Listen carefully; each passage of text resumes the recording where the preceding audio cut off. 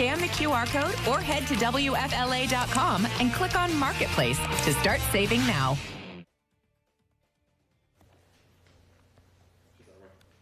Well, here are the headlines from Hurricane Helene as it left widespread destruction across the area, just as Lee and Amanda forecasted. Communities, unfortunately, up and down the coast are dealing with some record-breaking storm surge. Overnight, rescue crews carried out hundreds of water rescues, some of those still ongoing. At least one person was killed when a sign fell on a car on I-4. There are around 1 million power outages in the state. Half of them are in our area. The bridges across the bay remain closed, as well as the airport. Tampa International says it'll update its plan to reopen later today. All right, we'll go to Deanne now. Hey, good morning, everybody. So my camera actually just froze, but it doesn't matter. The cars are not moving. It's because all of our Bay Area bridges are still closed. In fact, FDOT crews, they are working to go on these bridges to try to reopen them. So we'll keep an eye on that and let you all know when and if that happens. All right, thanks, Deanne. We'll continue our coverage here at 7 o'clock on News Channel 8 today.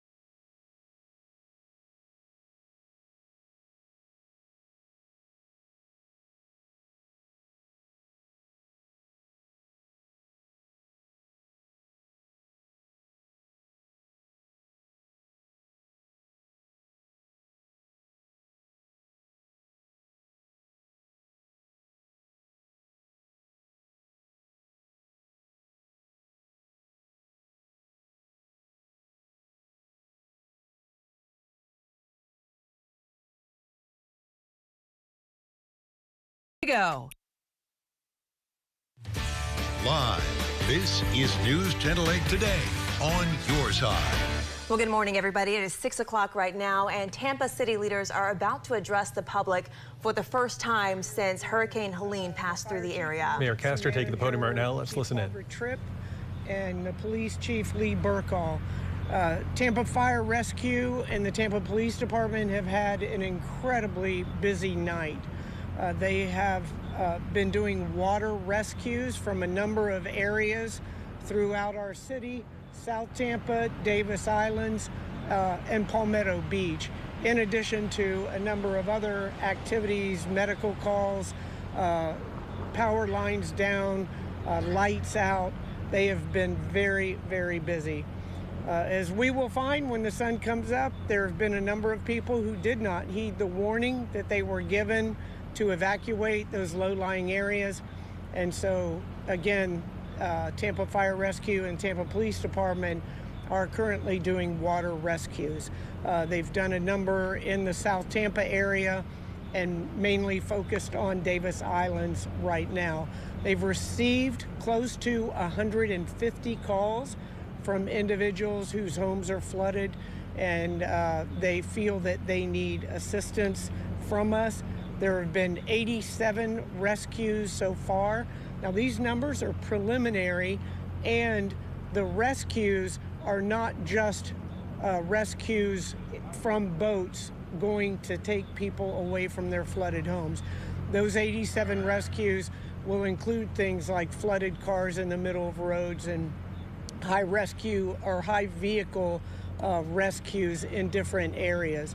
The last count was 47 individuals and 8 dogs have been rescued by a boat. So they've been at that mostly since about 2 a.m. There has been some receding of the water, so some of the individuals that wanted out before have called back to say that they'll just wait it out now. The water has gone down a couple of feet. It looks like with the Davis Island tide station that they're still haven't peaked out at high tide, and then we'll begin a long, day-long receding of the tide. Right now, the count is 74,000 locations without electricity. I know that TECO is up and working again. They have really done an incredible job at restoring electric service throughout our city. So those who don't have electricity right now, I know that Chief Tripp is going to talk about generators and the use of candles and those types of things, how people can stay safe if their electricity has gone out. So TECO's working at it. The men and women in uniform have been out here all night long, keeping our community safe. And I tell you, I could not be prouder of the job that they have been doing. In many instances, putting themselves in danger's path in order to help individuals, once again, that didn't listen to the evacuation orders in the first place. As soon as the sun comes up, we have all of our damage assessment teams that are ready to go. They are deployed geographically, so they're going to be able to fly drones over and assess damage on private property, and then also see what damage has been done throughout our downtown area. I was just driving down there, and there's a great deal of damage from the flooding. Barricades moved, construction trailers moved, and those were just the things that I saw in a very short drive. So when people wake up this morning, please pay attention. Turn on the television. If you have electricity, pay attention to your local news. We are going to assess the ability to open things back up. Still can't get on or off of Davis Islands. Bridges, to my knowledge, are still closed. So we're going to let you know when it's safe for those things to open up. Don't go outside to explore, because there are, I believe it is 78 down power lines that we've had reported, and there are probably more than that. So don't go outside walking around, especially in standing water. Please do not drive through standing water. I saw a number of vehicles that were submerged on my drive through downtown as well. In addition to that, we asked everybody that had a vehicle, an EV, with a lithium battery to make sure those got up. There's a few of those that didn't get up, and now they're burn up. And so with the lithium batteries, a little late for that warning, but we may see more flooding this evening too. So pay attention to those things. When we give these warnings, we really ask everyone to heed them, because they're for your own safety, and they're for the safety of our entire community. Now I'll bring up Chief Barbara Tripp. Thank you, Mayor. As Mayor has stated, the men and women of Tampa Fire Rescue, Tampa Police Department, and all first responders throughout the city of Tampa have been efficiently working hard overnight. We want to thank all of the first responders in the state of Florida, as well as tackling this storm. We want to remain focused on our safety and well-being of every member in this community. We have responded to over 200 medical and fire-related calls, anywhere from power lines down to burning vehicles, burning homes, and as well as any traffic accident, as well as serious medical calls. We currently are assisting Tampa Police Department with rescuing personnel. We have 4 John boats that's out there as well, continue to do rescue from off of Davis Island as well as South Tampa. We have actually transported multiple people, as the mayor stated, over to shelters for security and safety. We currently reached out to the state for additional resources. We have 4 swift water rescue teams that is staging to assist us. 1 is coming from Orlando, 2 is coming from Virginia, and 1 is coming from Ohio. As Mayor stated, it's not over. We have our high tides that is suspected to be in at 11:01 a.m., and the low tide will not be until 7:13 p.m. today. We want everyone to be cautious. As Mayor says, we still have power outage. Please do not leave candles unattended. We prefer you do not use the candles, but make sure you're attentive to the candles. And as she stated with generators, you have to make sure the generators are operated in a well-ventilated area. Do not operate them in your garage. Do not operate them in your home. Make sure it's a well-ventilated area. With that being said, we have reached out, and thanks to the Hillsborough County School Board, who's also assisted with us with transporting personnel that have been rescued to shelters. Now I turn it over to Chief Burkall. Okay, you've been listening to the mayor of Tampa and the fire rescue chief there talking about what's been happening overnight in the city of Tampa. 150 calls have been made so far. 47 people and 8 dogs have been rescued by boat so far. Yeah, and the mayor pointing out those calls were not just from people in homes, also from people in cars stuck in roads. She did mention, though, that as the waters are starting to slowly recede, some of these folks are calling back and saying they're going to wait it out. But nevertheless, it is still quite dangerous out there, and that takes us as well to those same conditions in Citrus County, because we are also seeing a lot of water rescues there. Yeah, we'll get over to Beth Rousseau right now with the very latest. How are things looking there, Beth? Still a ton of water rescues happening here in Citrus County. We're in Crystal River specifically, where obviously the streets are inundated. The sheriff tells us that 10 feet of water is what they're seeing some areas. Nearly 100 rescues, some of those happening by the number of resources that they have in this area, others by Good Samaritans. Primary method that they're using is airboats. Now, I was actually able to meet Will. He's one of the Good Samaritans going out and helping these folks. Good morning, Will. Talk to us a little bit about the conditions you're seeing out there. Man, well, good morning, first of all, and it's pretty bad. Stuff we've never seen before. It's the storm surge came in pretty good, like they said it would. As far as everything else, people are still in their houses, and we just been running back and forth trying to rescue people. There are a lot of people we seen on top of the vehicles. I mean, it was crazy. I ain't never seen nothing like this before, but it's a first for everybody that's been here, and it's pretty catastrophic. Is that what they call it? Catastrophic is what we're hearing from officials, as well as Will, who's been out in these conditions. Now, Will, let me ask you this. When you talk to people and pick them up, what are they saying about the reason that they stayed? Honestly, the 5 people that I did pick up this far, everybody's in frantic mode. They're panicking. They really don't have a clear answer to give you. It's just like, they're like, thank you for picking us up. They're like, you know, they don't have a reason for why they stayed. I'm assuming they stayed because of what's happened in the past, that it hasn't been that bad around here, but I mean, they always tell you to, you know, evacuate, mandatory. A lot of people listen, a lot of people don't. I'm sure after this one, everybody will listen. Thanks so much. Well, we really, really appreciate you and the work you're doing Good Samaritan-wise over here, all the resources that we're seeing, law enforcement crews out here doing rescues, nearly 100 so far this morning, so we'll keep you out here monitoring them. Live in Citrus County, Beth Rousseau, 8 on your side.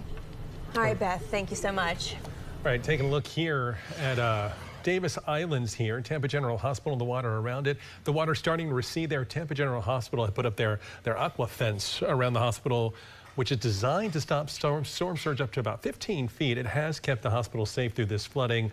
Again, the water there starting to recede, but we're not entirely sure what we're going to see on Davis Island once the daylight comes up. We're back in just a moment.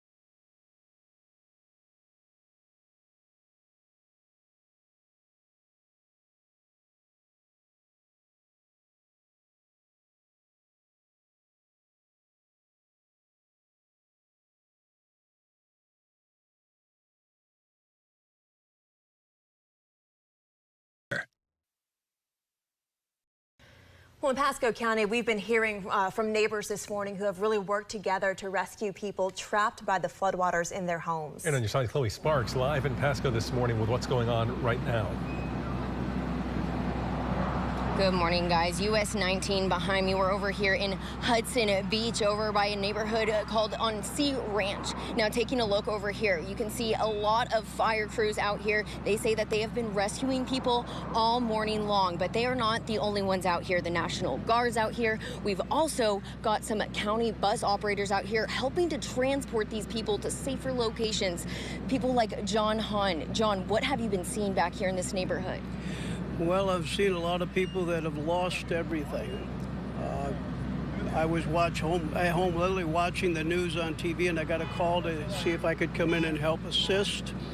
I came out and I've been hauling people to the shelters, and I've been seeing and hearing stories of people that have just waiting in waist, chest-deep water, lost everything, carrying their pets, trying to get them out of there, swimming down the streets, literally. You said that you got the call at about midnight, and whenever you got here, you saw people on the side of the street? Yeah, there was lined up down on 19. There looked like their cars were sitting at the edge of the 19. They didn't have nowhere to go. They couldn't get to their homes. Several were waiting. I had a sergeant actually come up and ask me if we could try to transport some of them because they were stranded. And where are you taking these people to if maybe some loved ones are watching and want to know where their family members that might live in these neighborhoods could be? Well, the ones that I've been transferring was to 5A High School over off 52 in Chicago. And how much longer are you going to be doing this? Well, I'm waiting for this last leg here to see if there's anybody else going to come out at this time. So hopefully about an hour or two, and I think it'll be done. You're doing great work. All of you guys are out here, and they said that the craziest hours were between 12 and 4 when they were transporting all of those people, and all of the elements of Hurricane Helene were coming at them at the same time. Han says that he's rescued at least 20 people over here in this area, and there are a lot of other agencies out here helping rescuing, I'm sure, hundreds more. People are still trapped in their homes, but the water has receded. We're expecting high tide at 9 a.m. here on the coast of Pasco County, so just expect those waters could be coming back up. Reporting live on Hudson Beach, Chloe Sparks, 8 on your side. All right, Chloe, thank you so much. Want to get over to Deanne right now because folks are out on the roads right now. Pretty big backup right there, Deanne. Yeah, they're out on the roads and they can't go anywhere. So I did find out what's going on here on the Selman Extension, the Gandy Boulevard Bridge. These folks thought that they were going to be able to get across the bridge. Y'all, all of the Bay Area bridges are closed. That includes the Gandy Bridge, the Courtney Campbell, the Howard Franklin, the Sunshine Skyway Bridge, even some of our smaller bridges like the Green Bridge down in Manatee County, the Bayside Bridge in Pinellas County. They are all closed. So these cars are stuck there because they thought they would be able to get across. That is the same thing that's happening on the Pinellas County side of folks trying to move across the Gandy Bridge and get over into Hillsborough County. Now, we're just seeing lots of reports of flooded roads. The moral of the story here is stay home if you can stay home. Here's a look at some of those local roads through neighborhoods in Sarasota County. We're dealing with that, whether it's in Sarasota, Pasco, Citrus. Please be as careful as you possibly can, because Lee, we're going to be dealing with this for a little bit. Yeah, that's unfortunate. You know, these waters are slowly going to recede. This is a live look from Apollo Beach. Right now, it's dark. Sunrise in about an hour, so the next 30-45 minutes really start to get more details on what has happened overnight as this, what was a Category 4 landfall along the Big Bend of Florida, continues to move away from us rapidly at like 30 miles per hour. It's now a tropical storm. It's still, of course, impacting us by bringing us the breezes off the Gulf. This system was never expected to be a strong wind event. So some of the max wind gusts we reported, I mean, up to 82 miles per hour. That's hurricane strength in St. Petersburg, 66 miles per hour in Tampa, 69 in Sarasota. And so I do think that the winds have already come down. I mean, 20, 25 miles per hour this morning. The good news is we're not going to see a lot of rain, but a passing quick downpour is possible. By the time we get into the evening, those winds are coming down to 10 to 15 miles per hour. I'm going to bring in meteorologist Amanda Holly, but Amanda, we just heard from the Bradenton police, and they're asking everyone to urgently conserve water. That Hurricane Helene really strained the water treatment center, so no washing clothes, no washing dishes, things like that. Yeah, and I imagine that's going to be the case for up and down the coastline. Conserve the water because of that storm surge that inundated our area along our coastline. Luckily, those peak water levels have come down. They are continuing to recede. Wanted to show you some video that NOAA captured yesterday. Just like they send the hurricane hunters into the air, into the sky of the airplane or the hurricane, they send autonomous sailboats into hurricanes as well to collect data. And this is what was collected yesterday at 6 p.m. Detected 83 mile per hour wind gusts, 30-foot waves. And again, yesterday we told you that those waves, that energy would be pushed up along the coastline, and that's where we're seeing the brunt of the impacts. That's where we also have a lot of the power outages.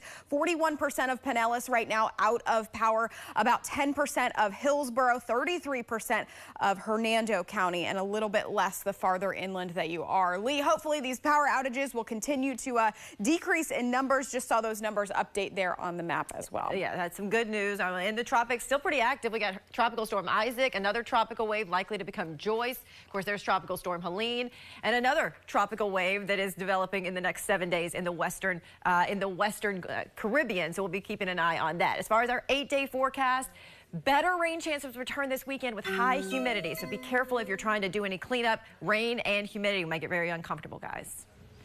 All right, Lee, thank you. High waters engulfing several of our communities this morning. We'll have the latest on that in just a minute. Going to take a live look here at downtown Tampa from our vantage point here. You can see part of the Riverwalk there entirely flooded still this morning. 6:20 your time on this Friday.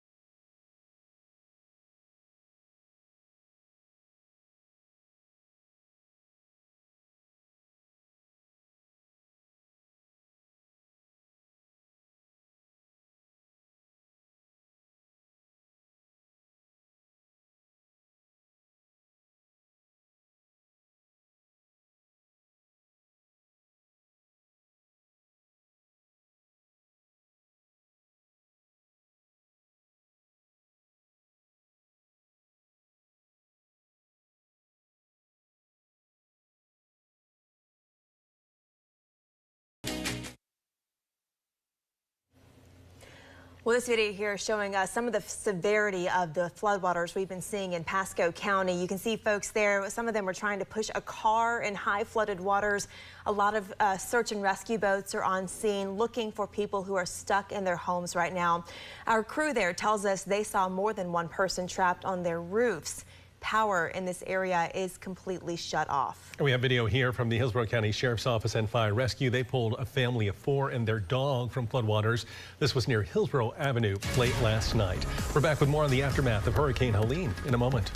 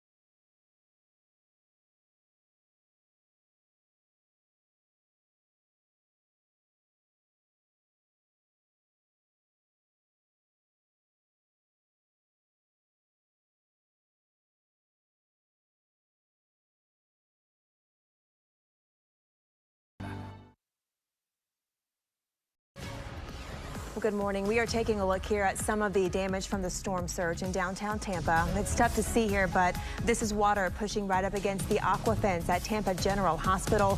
The hospital says this barrier was created to withstand storm surge up to 15 feet above sea level to protect the patients, and this morning it does seem like that worked. We'll be right back with more coverage of Hurricane Helene after this.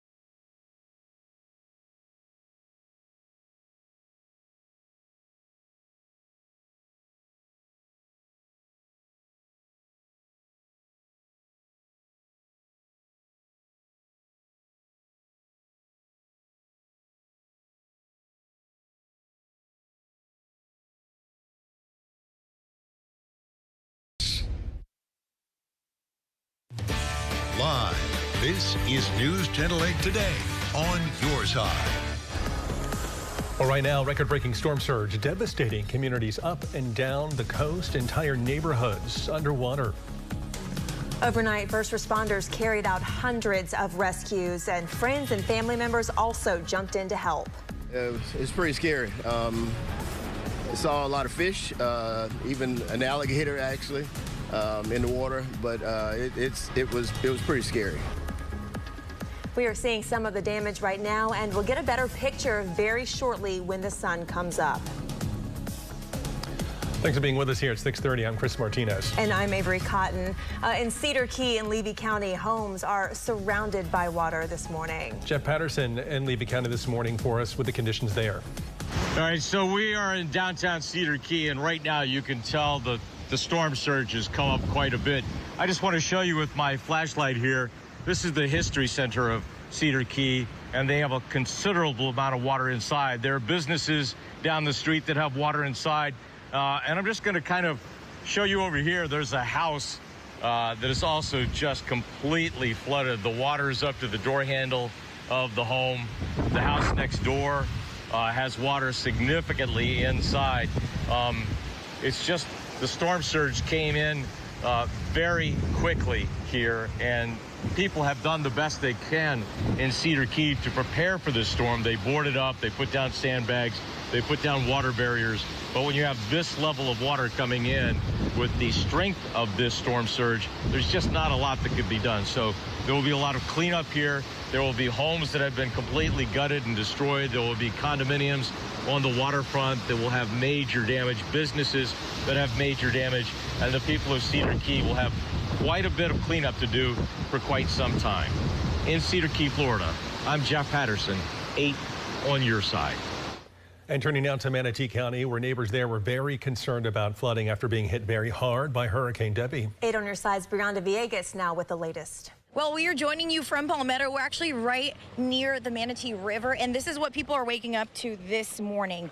Just ankle deep, inches of water in front of their homes. So we actually have seen people in their homes sweeping out water right now. If you take a look over here, there's the lights on in that home. The person inside has just been sweeping things up. It looks like there's inches of water. We were driving around in this area yesterday. We didn't see any sandbags, but of course, there's a lot of streets around the Palmetto area that are like this. So in this specific area, we're actually at 10th Street West and 20th Avenue West. This is heading towards Sneed Island. So we do know that the bridge to Sneed Island is back open right now, and we have seen people kind of going out and about on the roads. We've seen people walking their dogs, just kind of surveying the damage there. So we'll keep you updated. We'll go and check out more areas here in Manatee County just to see what residents are waking up to, and we'll update you on that. Again, call 911 if you do find yourself trapped or if you need some rescuing, and if you want to actually report streets like this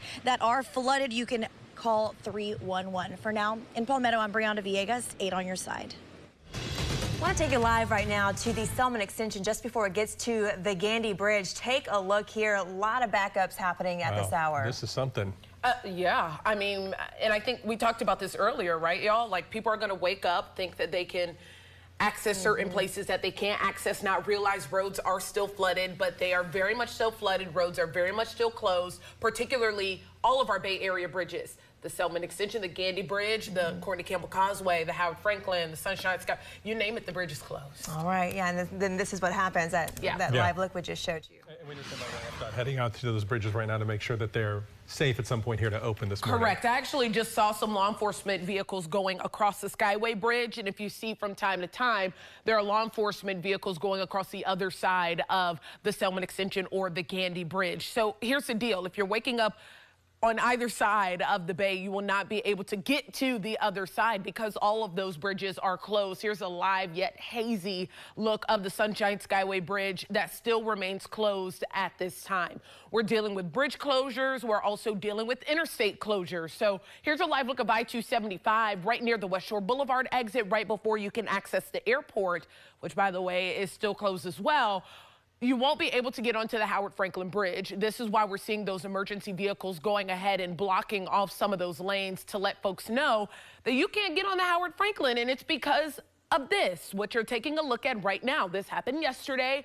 We had waves. They were crashing hard onto the bridge, and then they had to close the bridge down, and so we're still dealing with that. So Memorial Highway, the Veterans Expressway, the Causeway Bridge, we're also seeing a lot of debris out there on the roads. So Lee, we're waiting for all of that water to recede at this point. Otherwise, we still got to face this as folks wake up. Yeah, I mean, the peak surge was just after midnight, and so a lot of them have receded, but it has left a mess. Now, one of the areas where the water still remains, and it's one that it happens quite frequently, is right at the north end of Bayshore Boulevard. So clearly a lot of water still there. You can actually see it kind of moving there along where the street should be from our Winters and Yonker camera. But even across the bay into downtown Tampa, I've seen a lot of the water recede going underneath the Riverwalk, which was just underwater an hour or two ago. So all of this is happening because what is now Tropical Storm Helene is moving quickly away from us. Behind it, we are getting some passing showers. Now,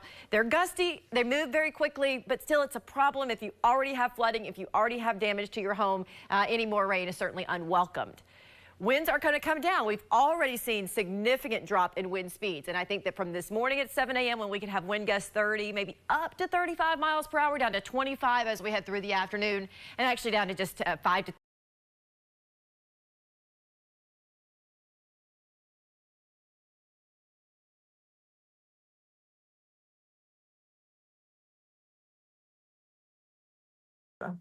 our step-down sheltering, damage assessment, and debris clearance. We're looking very closely at what the needs of the community is going to be. We suspect that we may have people that go home and find they're not going to be able to stay there. So we're diligently working with our Visitors and Convention Bureau to try to identify hotel rooms, look at non-congregate programs.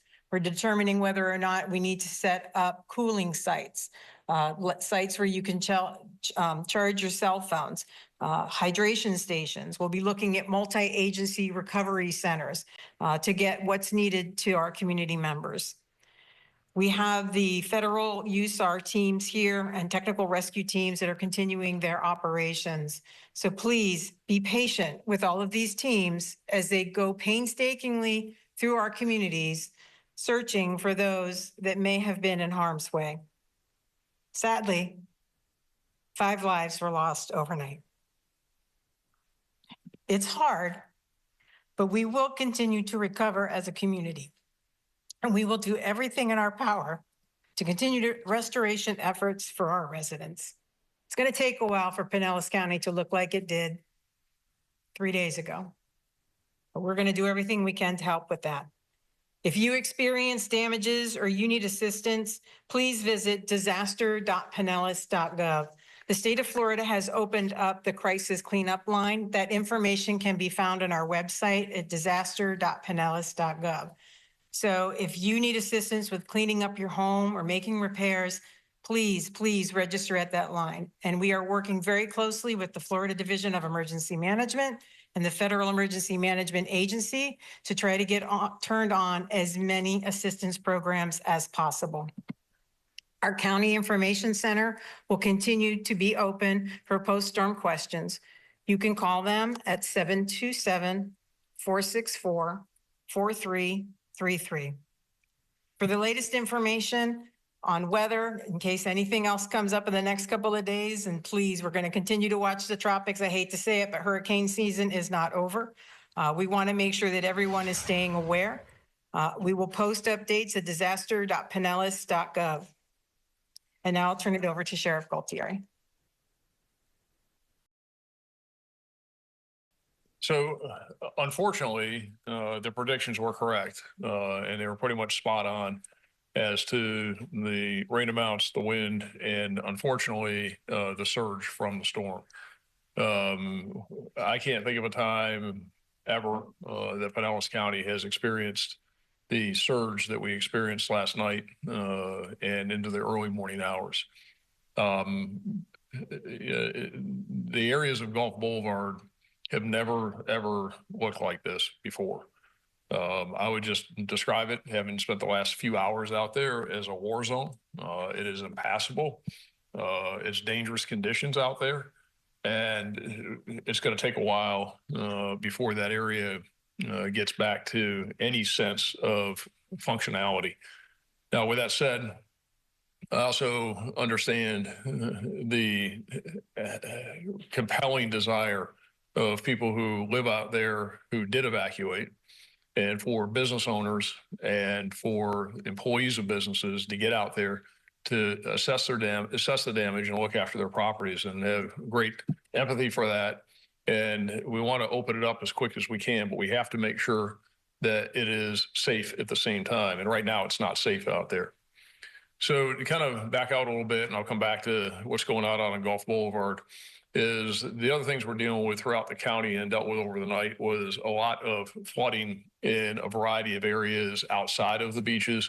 A lot of that water has dissipated, but there's probably 12 to 15 areas in the county that we have barricades up because the water is still on the roadway and those intersections are impassable.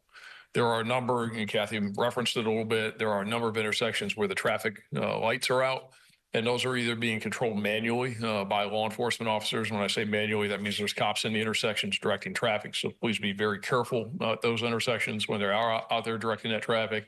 Or we put barricades up with stop signs to treat them as four-way stops. We've also been able to use some equipment we have to battery power, if you will, some of the traffic signals.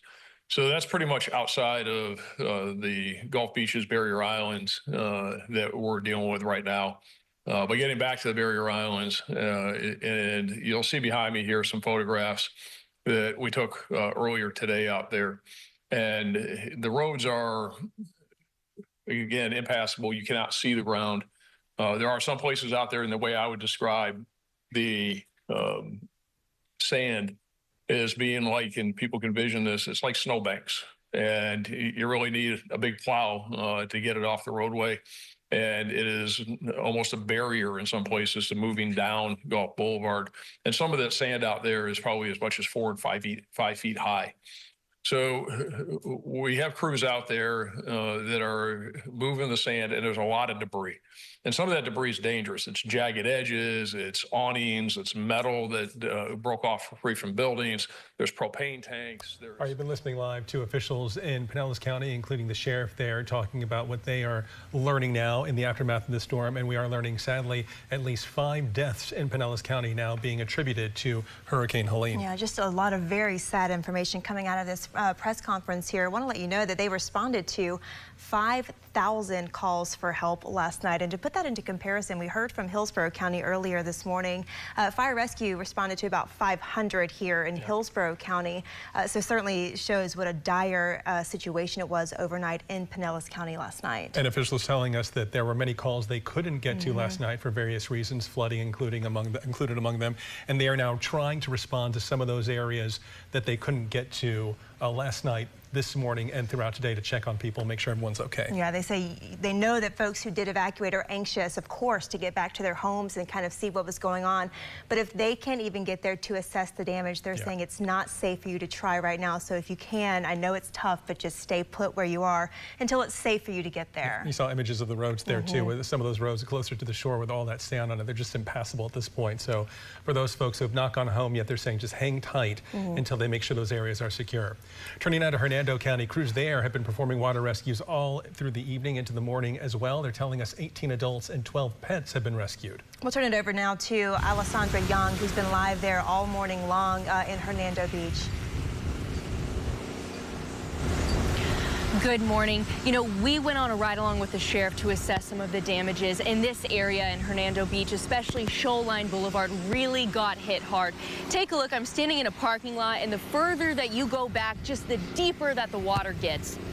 Residents that we have spoken with say they are absolutely heartbroken and so nervous about all of the damage that has been done here.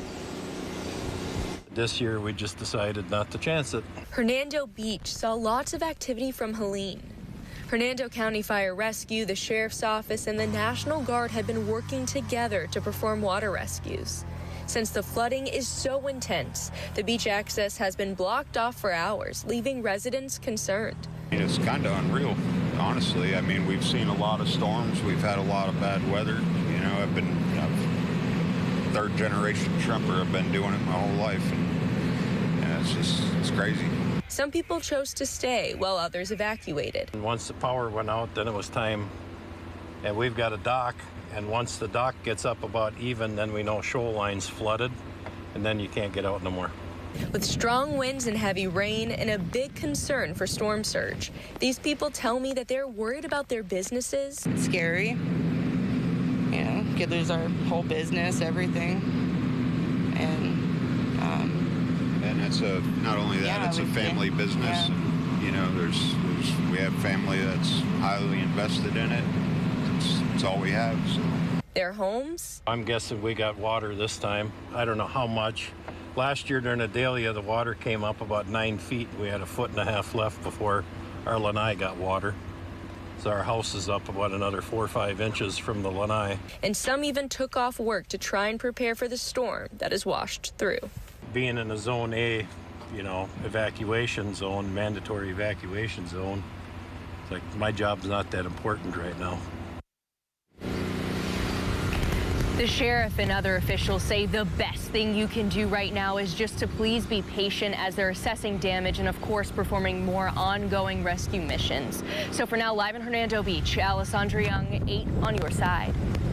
We'll turn our attention now to Sarasota County. The water in many areas there has receded, but the barrier islands are still impacted right now. And on your sides, Allison Henning has a look at the conditions there right now. We're getting our first look at the damage here on Siesta Key. Deputies had the area, the bridges blocked off to vehicles, but they did allow us to walk to this area, so we did walk to the beach. We're just south of Stickney Point Road. I want to give you a look at the damage here, just how powerful the storm surge was, knocking over this concrete block wall here. And if you pan into the back area right there, you can see these concrete tables also washed out from the storm surge. Now, I want to walk you over to this condo complex. We spoke with residents who live here. They tell me their pool area, it's virtually gone. This fence right here, before this storm, it stood about 4.5 feet tall. So there is quite a thick layer of sand from all that storm surge coming in overnight that washed away this area. Their pool no longer visible. Grills, all of the patio furniture under sand at this point. Thankfully, all of the folks here, they are okay. They made it through the storm, but they're very worried for, you know, other individuals, other people, homeowners in homes throughout the island. We have not yet had a chance to get our eyes on those areas. We know Sarasota County is working hard on search and rescue at this point. We haven't received any numbers from them as of yet, but we, of course, will keep you updated, and we're going to keep a close eye on this area throughout the day and bring that to you. For now, reporting on Siesta Key, Allison Henning, 8 on your side. Taking a live look here in downtown Tampa, the Hillsborough River, which at one point early this morning, all that water there was entirely over the Riverwalk, but has receded since then. Stay with us. Our continuing coverage of the aftermath of Hurricane Helene continues after the break.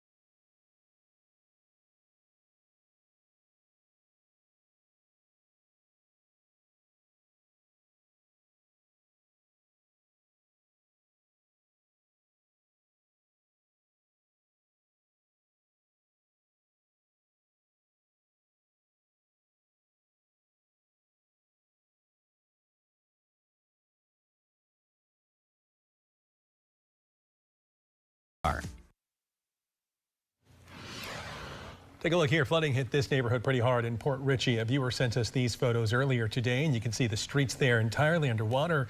Some cars there stuck in parking lots, and some of those cars nearly submerged. And Hillsborough County deputies have rescued a 97-year-old woman from her flooded home. The sheriff's office conducting multiple rescue operations. It is unclear how many people still need to be rescued in the county. Hillsborough deputies conducting rescue operations in the town and country area. The sheriff's office actively responding to multiple calls in that area. Still calls all around the county right now. Driving an all-terrain truck to navigate areas with higher water levels. And we are starting to see some of the severe damage that people are dealing with today. Take a look here. This roof completely crushed and knocked down at what looks like a car dealership or facility in Sarasota. And as you head out to buy supplies to clean up or rebuild, keep in mind the state's price gouging hotline is live right now. So if you suspect a business is price gouging, you can call 866-9-NO-SCAM. I will check in now with Deanne for the very latest, the Sunshine Skyway Bridge. Hey, good morning, everybody. So it looks like we're actually getting one of those bands of rain. It doesn't look too pretty out there. In fact, I actually saw some crews actually go across the bridge. Remember, they're assessing right now, trying to see what those conditions look like on whether or not they're going to reopen our bridges. As of right now, as we enter that 11 a.m. hour, the Sunshine Skyway, the Howard Franklin, the Courtney Campbell Causeway, they are all completely shut down. A part of the Gandy Bridge is open. Heading eastbound is closed. Here's a live look at I-275. You can access the airport. However, you will not be able to access the Howard Franklin Bridge. We're dealing with a lot of debris. Look at this. That has just consumed those north and southbound lanes of the Howard Franklin. So you want to be mindful of that. Avoid all of our Bay Area bridges. Hey, parts of Bayshore Boulevard, that's still closed down as well. And that's because of some flooding and debris. Back to you. All right, Deanne, thank you so much. Well, coming up at 11 o'clock this morning, our team coverage of Hurricane Helene continues. We'll have live reports from all across the area on how neighbors are helping each other now in the aftermath of this storm. 10:58 the time on your Friday. Stay with us. We're back after this.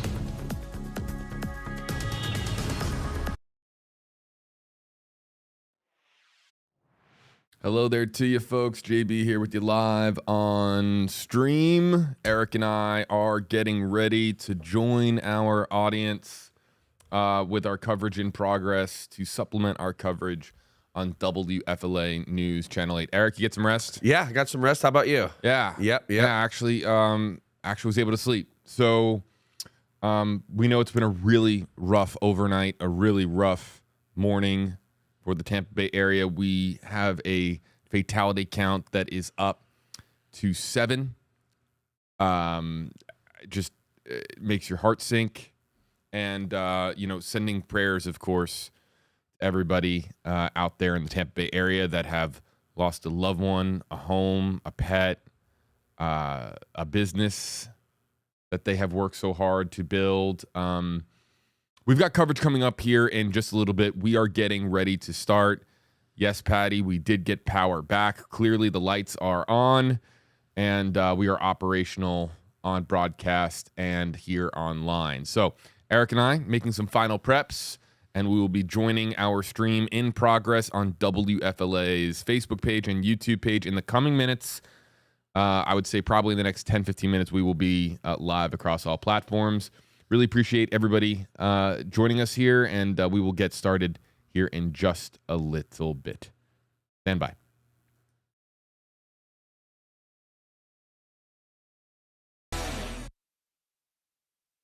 Right now, breaking news on News Channel 8. And we do start with breaking news at this hour. We have just learned from Pinellas County officials that sadly 5 people have been confirmed dead in that county. Hillsborough County right now reporting at least 2 deaths right now from this storm. All of this coming in the aftermath of Hurricane Helene. Severe storm surge overnight trapped people in their homes. It destroyed properties all along the entire coastline. And while most of our bridges remain closed at this hour, on the Gandy Bridge, the westbound lanes are open to drivers. The eastbound lanes, however, remain closed for debris cleanup.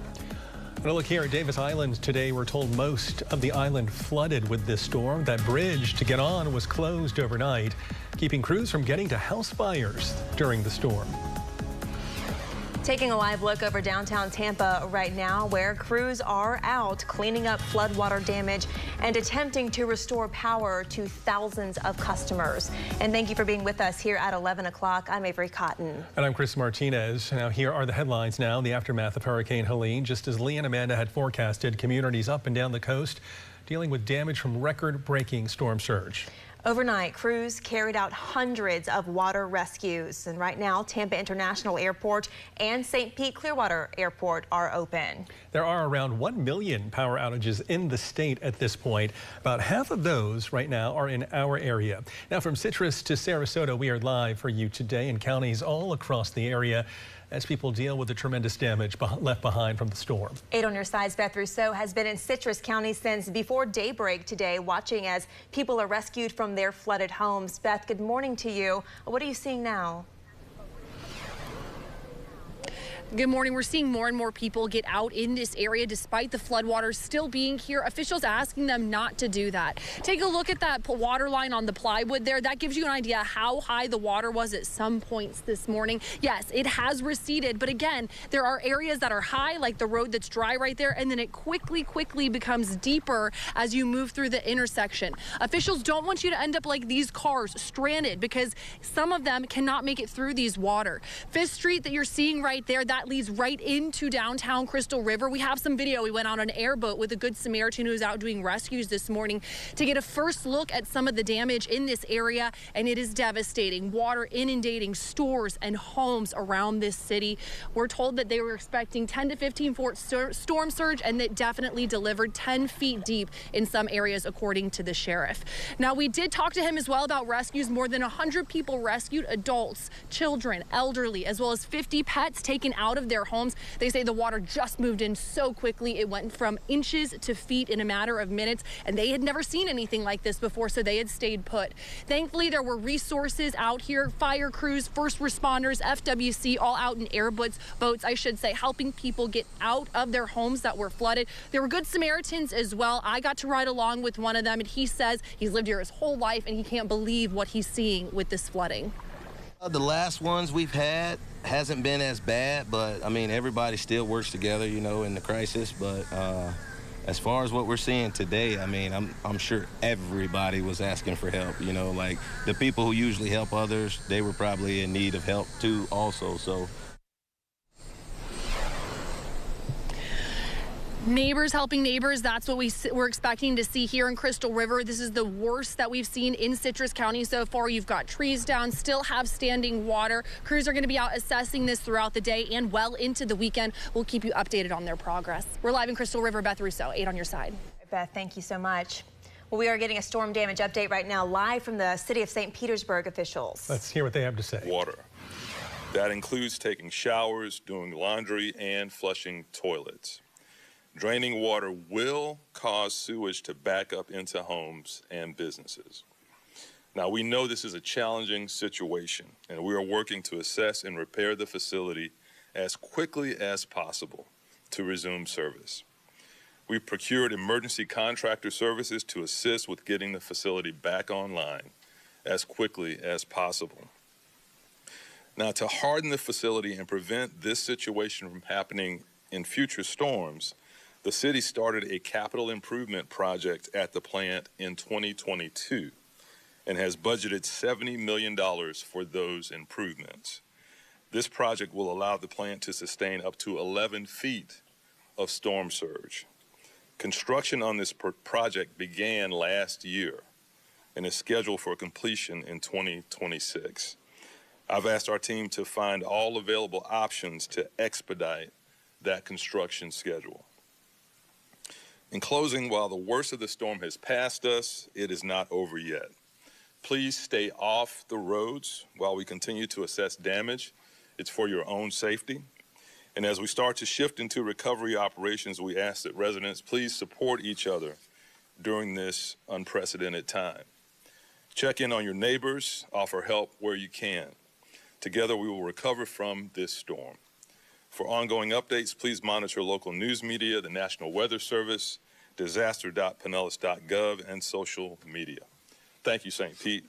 I'll now turn it over to Yolanda for Spanish translation. Yolanda?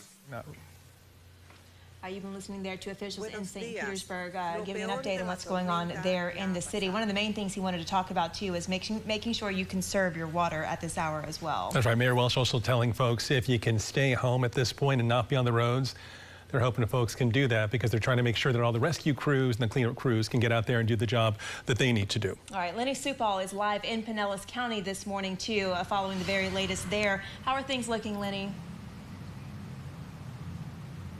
Well, we just heard a very devastating update from the sheriff moments ago. He says that 5 people died in Pinellas County, and that death toll could climb as they continue to rescue others who were trapped in the storm. He says the conditions at some point were so treacherous, they weren't able to respond to all the emergency calls that came in. Right now, Pinellas County barrier islands remain closed while cleanup continues. Many people stuck unable to get back to their homes. I didn't hear much wind last night, but there's so much after the fact now. There's debris down, there's trees down, there's street lights out. It's very dangerous. And just to give you a quick look at some of the devastation we've seen so far, you can see boats like this tossed around like toys in the storm, and that piece of a dock, it appears like, is also what they want people to recognize as very dangerous. You can see there's nails out there, and that is something why they say debris needs to be handled with care. So they are really asking everyone to stay cautious, stay inside, stay off the roads. We've seen so many emergency crews out here racing across Treasure Island Causeway, getting over to the barrier islands. They want to make sure those roads are clear for emergency purposes only. So we'll keep you updated with the very latest as the day goes on. Reporting live in St. Pete, Lenny Supal, 8 on your side. Devastating scenes here out of Pinellas County from overnight. Take a look here. Firefighters trying to respond to multiple fires in a flooded neighborhood in Pasadena. You can see here from the video, they can see that fire, but the water was so strong and deep, they couldn't reach it. They couldn't get the vehicles even in that area. They're also telling us the currents there picking up dumpsters, floating them down the street. And in Hillsborough County right now, much of South Tampa cleaning up from flood damage, including people who live on Davis Islands. And on your side, Shannon Bacon joining us now live from Davis Islands, where we know there is quite a bit of flooding there. Shannon. Good morning to you, Chris. Davis Islands Bridge just opened up for tall vehicles. No small cars are being allowed on the island, but if you're an SUV and you need to have a reason to be here, you are allowed to come on the island now. So we just did so, and we're finding that business owners are just arriving to find out what's happened to their businesses. And there's quite a few business owners finding out that they had quite a bit of water that got inside their properties. I want to show you over here. You can see the water line shows how deep the water was here. This is on the main road here on Davis Islands. And again, business owners are finding out that water got into their properties. And we interviewed the business owner of this shop here, this tea shop, a little while ago, and she says she was at home watching everything on her Ring camera, and she could see the water seeping in. And then she came here just a little while ago to find this, and when she came, she was unable to drive onto the bridge. She had to walk a couple miles to get here to see this destruction. So there are some restoration companies that have come out to try to help people. So they're here trying to help businesses, but it's one business after another. Pretty much everybody on this strip is finding that they had some degree of water and damage in their properties. And just a little while ago, the mayor and police chief had another press conference where they told us that they had 150 to 200 calls for service. And the mayor says that she flew over Davis Islands earlier today. She said this area was the most hit in the Tampa Bay area in Tampa. And she said that there's also 2 confirmed deaths in Tampa. And we're hearing that there was an elderly woman who was in her 70s, that water got inside her house. The police chief tells us that they do believe that electricity had something to do with that death. And also a 23-year-old person who was a rear passenger in a minivan about 8 p.m. last night on I-4 near the Ybor City exit. A sign fell on the car and he was killed in that accident. So again, the business owners here, they're in Davis Islands, they're trying to clean up. The mayor had a message for everybody, and I want you to hear what she had to say. We want everyone to it's sunny outside, but it's not all done yet. I was just up in the Tampa Police Department helicopter going around the entire city looking at the flood damage. Again, the business owners here are starting to clean up. We are going to talk to more people here about what they're seeing and look at more of the streets here, and we will bring you more as we have it. I'm Shannon Bacon in Davis Islands, News Channel 8. Awful to see there. All right, Shannon, thank you so much. Right now, more than 1 million people in the state are still without power. In our area, Pinellas County is seeing the most impact with over 227,000 homes facing outages. That is down from over 572,000 earlier this morning. Hillsborough County also still reporting more than 48,000 outages. Sarasota County also reporting more than 50,000 outages. And coming up this morning, we'll get a look at your weekend forecast as people deal with storm cleanup. Yeah, when you can expect more rain, and beaches in Sarasota County seeing some terrible damage here. Part of one street collapsed. Officials in Venice urging people to avoid the area. A lot of electrical lines still down around the county. And with hundreds of thousands of people buying building and cleaning supplies, the state's price gouging hotline is now live. If you suspect a business is price gouging, you can call the number 866-9-NO-SCAM. We'll be right back.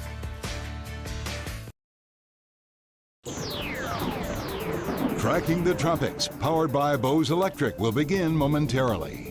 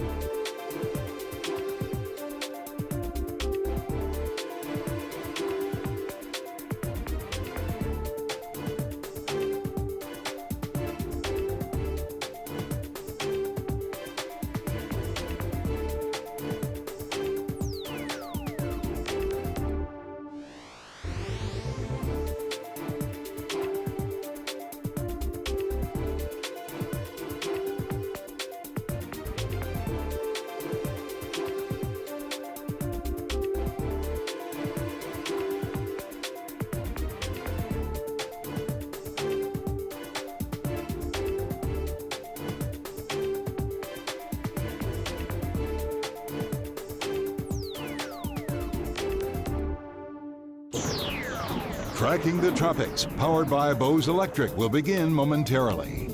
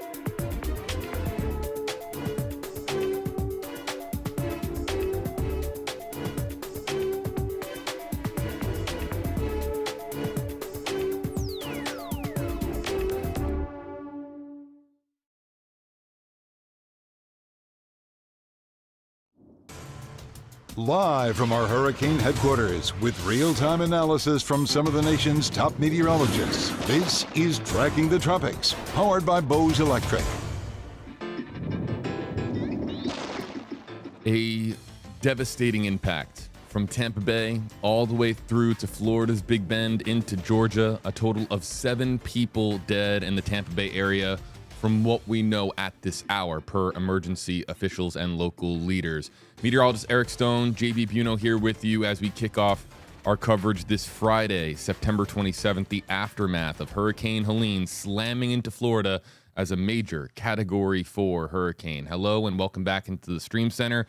The lights are on here at WFLA, not on for more than 1 million or so people across the state of Florida. We lost power last night like so many. We got back up, of course, in the early morning hours. Here we are today, Eric, looking here at the latest on Helene. How are you doing, and what's the latest with this storm? Doing well, yeah. Navigated my way back home last night. Had to take a couple of detours. A little bit better this morning. Still a lot of traffic lights out in the Bay Area. Noticed some railroad crossing arms down, as well as some other ones that were flashing. So if you do live in the Bay Area, definitely want to take it easy if you are going out and about. Helene, believe it or not, is still a tropical storm. Yeah, that's right. 11 o'clock. It's located in the Smoky Mountains of North Carolina, and you can see all those bright colors. A lot of rain still out there. Atlanta saw really significant rain and wind overnight. Now that has subsided and moved to the north in the Tennessee Valley, into the Ohio Valley and mid-Atlantic states, as well as the Appalachians. So a good 20-plus inches of rain expected in the mountains of the Appalachians and Smokies, but this really non-existent now for our area. The wind is subsiding, JB, and good news because we don't have much rain here. The cleanup efforts, at least weather-wise, are underway. All right, so we're going to spotlight your photos and videos coming into WFLA.com/report it. You can scan the QR code. We'll leave the QR code up on your screen for just a bit. We should pass along that Peter O. Knight Airport is inaccessible, meaning that Eagle 8 HD is inaccessible, and we will not be able to get to our helicopter to fly and survey the damage from Helene for many hours, we've been told, as a result of Davis Islands in the greater area, many neighborhoods being completely underwater. So we can't get to our news chopper, meaning we can't get our news chopper in the air. But we do have some people sending in their drone videos to WFLA.com/report it. That is up here in the queue, and we're going to be able to cycle through photos and videos that are coming in right now. We want to let people know as well, if you're going to send in photos or videos, you have to do so from a safe location. Please do not put yourself in a compromising position just to, shoot a picture or a video. We are going to also open it up for people to send in selfie videos, and we'll turn up the audio if you want to show us where you are watching from and what the damage is like where you are. If you'd like to document what's going on in your neighborhood and share what's going on in your neighborhood. Many neighborhoods are difficult or impossible to get to, but people still have cell phone connection. So you can just take your phone out, shoot a selfie video, send it into WFLA.com/report it. Just make sure you do so safely and responsibly, and we'll put it up on the live stream. We'll start here with Michelle, and this is coming in from Pinellas County, St. Petersburg. Gusty winds snapping 3 trees. We have a couple more photos here as well. Actually, this is from Perry. We're going to get to these later. Move more towards the Big Bend. Back to Michelle and St. Pete. Trees just snapping or getting completely uprooted, Eric. We probably had hundreds of downed trees in the area. And that's what we talked about over the past few days, JB, is weak trees, weak branches, limbs getting blown down. We had hurricane-force wind gust along the Pinellas County coast, as we expected. At Tampa International, we had wind gust into the 60s, and even inland had wind gust 50 to 60 miles an hour. So this is going to be commonplace as we head into the rest of your Friday, seeing these branches and trees down. Check this out. Dumpsters in the middle of a main roadway. This is 4th Street North, south of 83rd Avenue. I believe that this is sent in from Luke. I don't have an exact, maybe we can see it there on the signage. I'm trying to see if we can see on the signage if that's Tampa or St. Pete. But yeah, dumpsters just across the left and rightmost lanes or left and center lane on this particular roadway. You can see the speed limit sign there, 45 miles an hour. So can you imagine going 45 miles an hour and then all of a sudden you see a dumpster right there in your path? And this is the effects of storm surge, right? Storm surge, the flood waters, 5, 6, 7 feet, they will float dumpsters, believe it or not. And this is where they left them, right in the middle of the road. Again, you can send in your photos and videos to WFLA.com/report it. Just please do so safely and responsibly. We'll add them to the queue and show them here on the live stream as we document the aftermath of Hurricane Helene. I should point out that on WFLA.com, we have all the necessary information and resources, updated information from local officials. The death count is at 7, but we've been told in Pinellas, where there's 5 dead, it's at least 5 dead. Tampa, it's 2 dead right now. Hillsborough County, we haven't gotten a fatality count just yet, so there are other counties who have not yet reported fatality counts because they're still accessing areas that have been largely inaccessible since the sun came up this morning. Let's continue onward and check out some of the other photos and videos on Report It. A lot of boats winding up in precarious spots you wouldn't normally see, sailboats and speedboats. Preston, in Bay Pines, St. Pete area. There's a sailboat that has completely come out of the water. Eerily familiar to me in Fort Myers and Fort Myers Beach after Ian, which tomorrow is the 2-year anniversary. Boats washed up on shore, in parking lots, in the brush, all over the place. And here's another. Yeah, Preston also sending this one in. There's a pontoon boat. I mean, several feet, if not more than that, several yards away from the water. We'll continue cycling through. And again, you can send in selfie videos too. You can show your face and tell us where you are, what you're seeing. And again, just please do so safely and responsibly. We would like to perhaps document some areas that are hard to get to, and increase exposure, get the word out, so to speak, that those areas are hit pretty hard. Emergency management officials are trying to get to those hard hit areas, but we can document it here. If you can send in a video, say hello, and show us what is going on in your neighborhood in the aftermath of Helene, just do so safely and responsibly. Seminole Heights is where this one comes in from Ray. This was last night. Floodwaters, completely covering this roadway.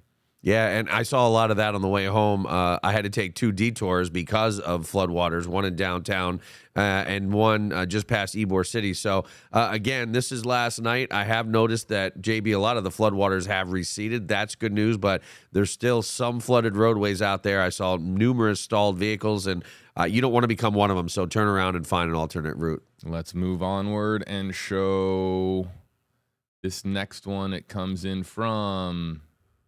Oh, it's the same video from Ray. We're doubled up there. Let's continue on and show this from Leslie. She says, video of a tree. It's coming up here. Watch. Video of a tree laying on a power line. There it is on Racetrack Road in Keystone. Anytime you see a tree that is leaning, falling, and bringing its weight on top of a power line, that's obviously concerning. That coming in this morning. Look at this BP gas station.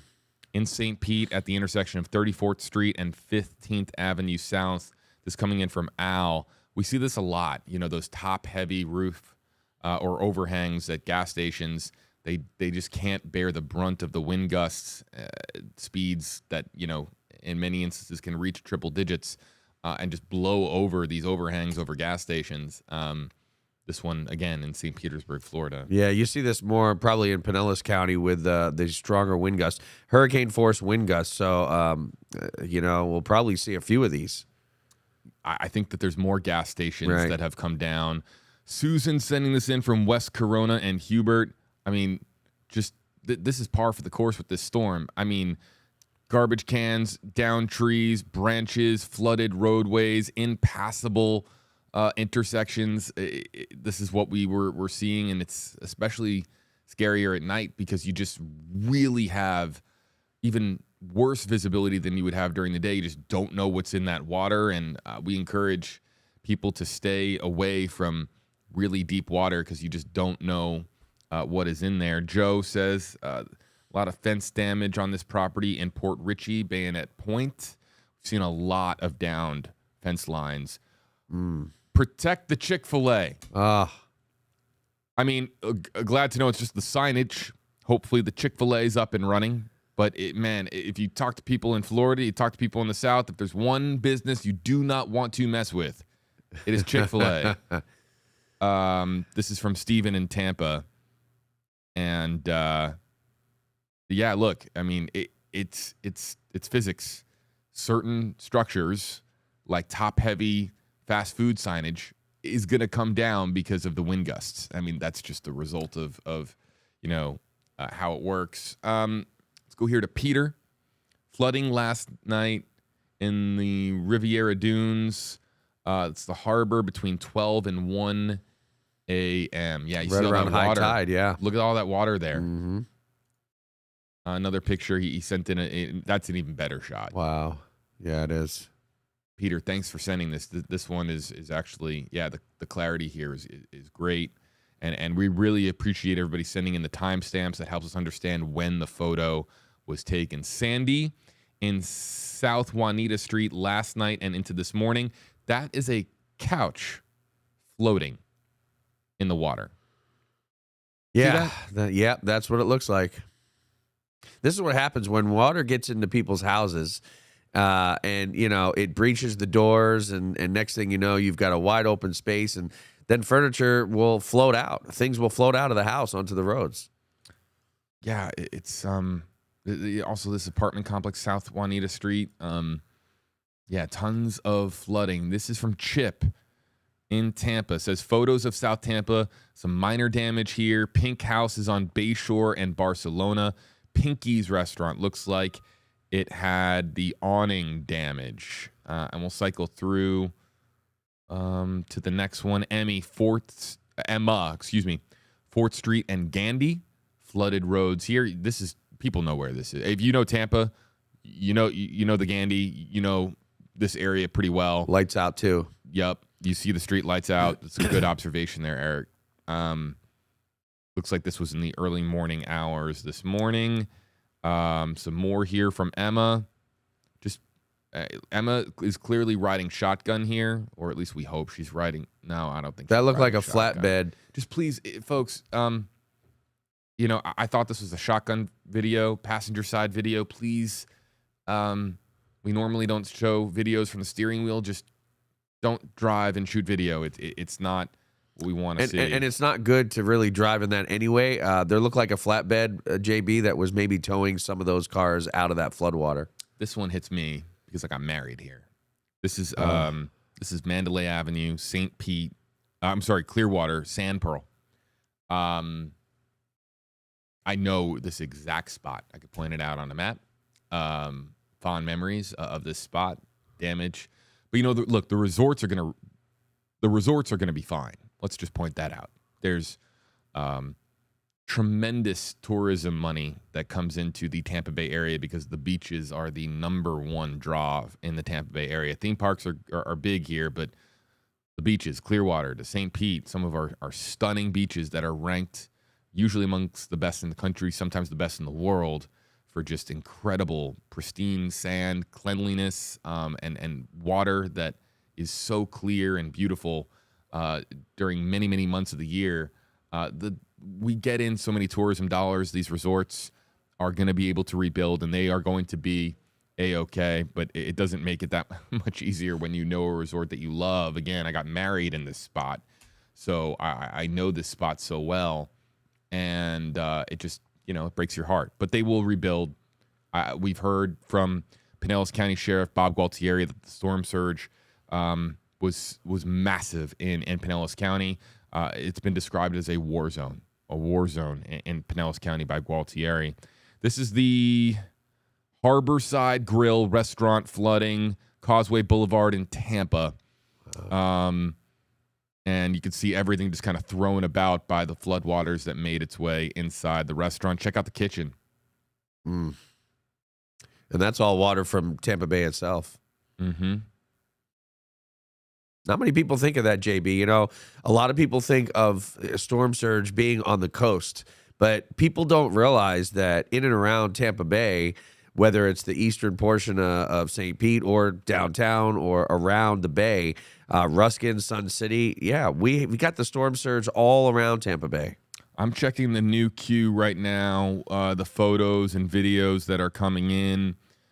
You can send in your photos and videos right now to WFLA.com/report it. Just please do so safely and responsibly. And we'll spotlight some selfies, photos, and videos. People that are watching the program, either take a selfie video and you can show us and document for us the damage in your neighborhood, in your neck of the woods. Just please do so safely and responsibly. And we will spotlight some selfies too of some folks that maybe have a smile on their face, that made it out A-okay, that executed their plan and are willing to share a friendly face or two on the program. We'll be looking out for anything coming in on WFLA.com/report it that we can share, including the pets. We're still getting in pet photos and videos, but I want to show this here, Eric, because we were talking over and over and over again about Perry, Florida. The next three here, including the McDonald's sign, and I did see those pictures late last night. Check this out. Look, okay, you want to talk about trees coming out onto power lines. That's 1, 2, 3, 4, at least 5 power lines right there that have come down under the weight of this tree. Yeah. I mean, they had the brunt of it in Perry, a Category 4 wind event with the eye moving right over Perry. Got some videos coming in here that I am checking. Wow, I think we even got like a dash cam video, or not even not a dash cam, like a Ring doorbell camera video here that we're going to try to spotlight in a moment. Yeah, in Perry, I saw a McDonald's sign that was destroyed. I think I have that coming up. A Marathon gas station that was destroyed. There's the Marathon gas station. Yeah. Again, I am looking at these photos and videos as they are coming in at this very moment, folks. So bear with me. But yeah, this is the Marathon gas station in Perry, Florida. You can see that it's hard to see there in the dark sections of the top of the frame, but you can see that the cover of the overhang just got ripped off of the main frame itself.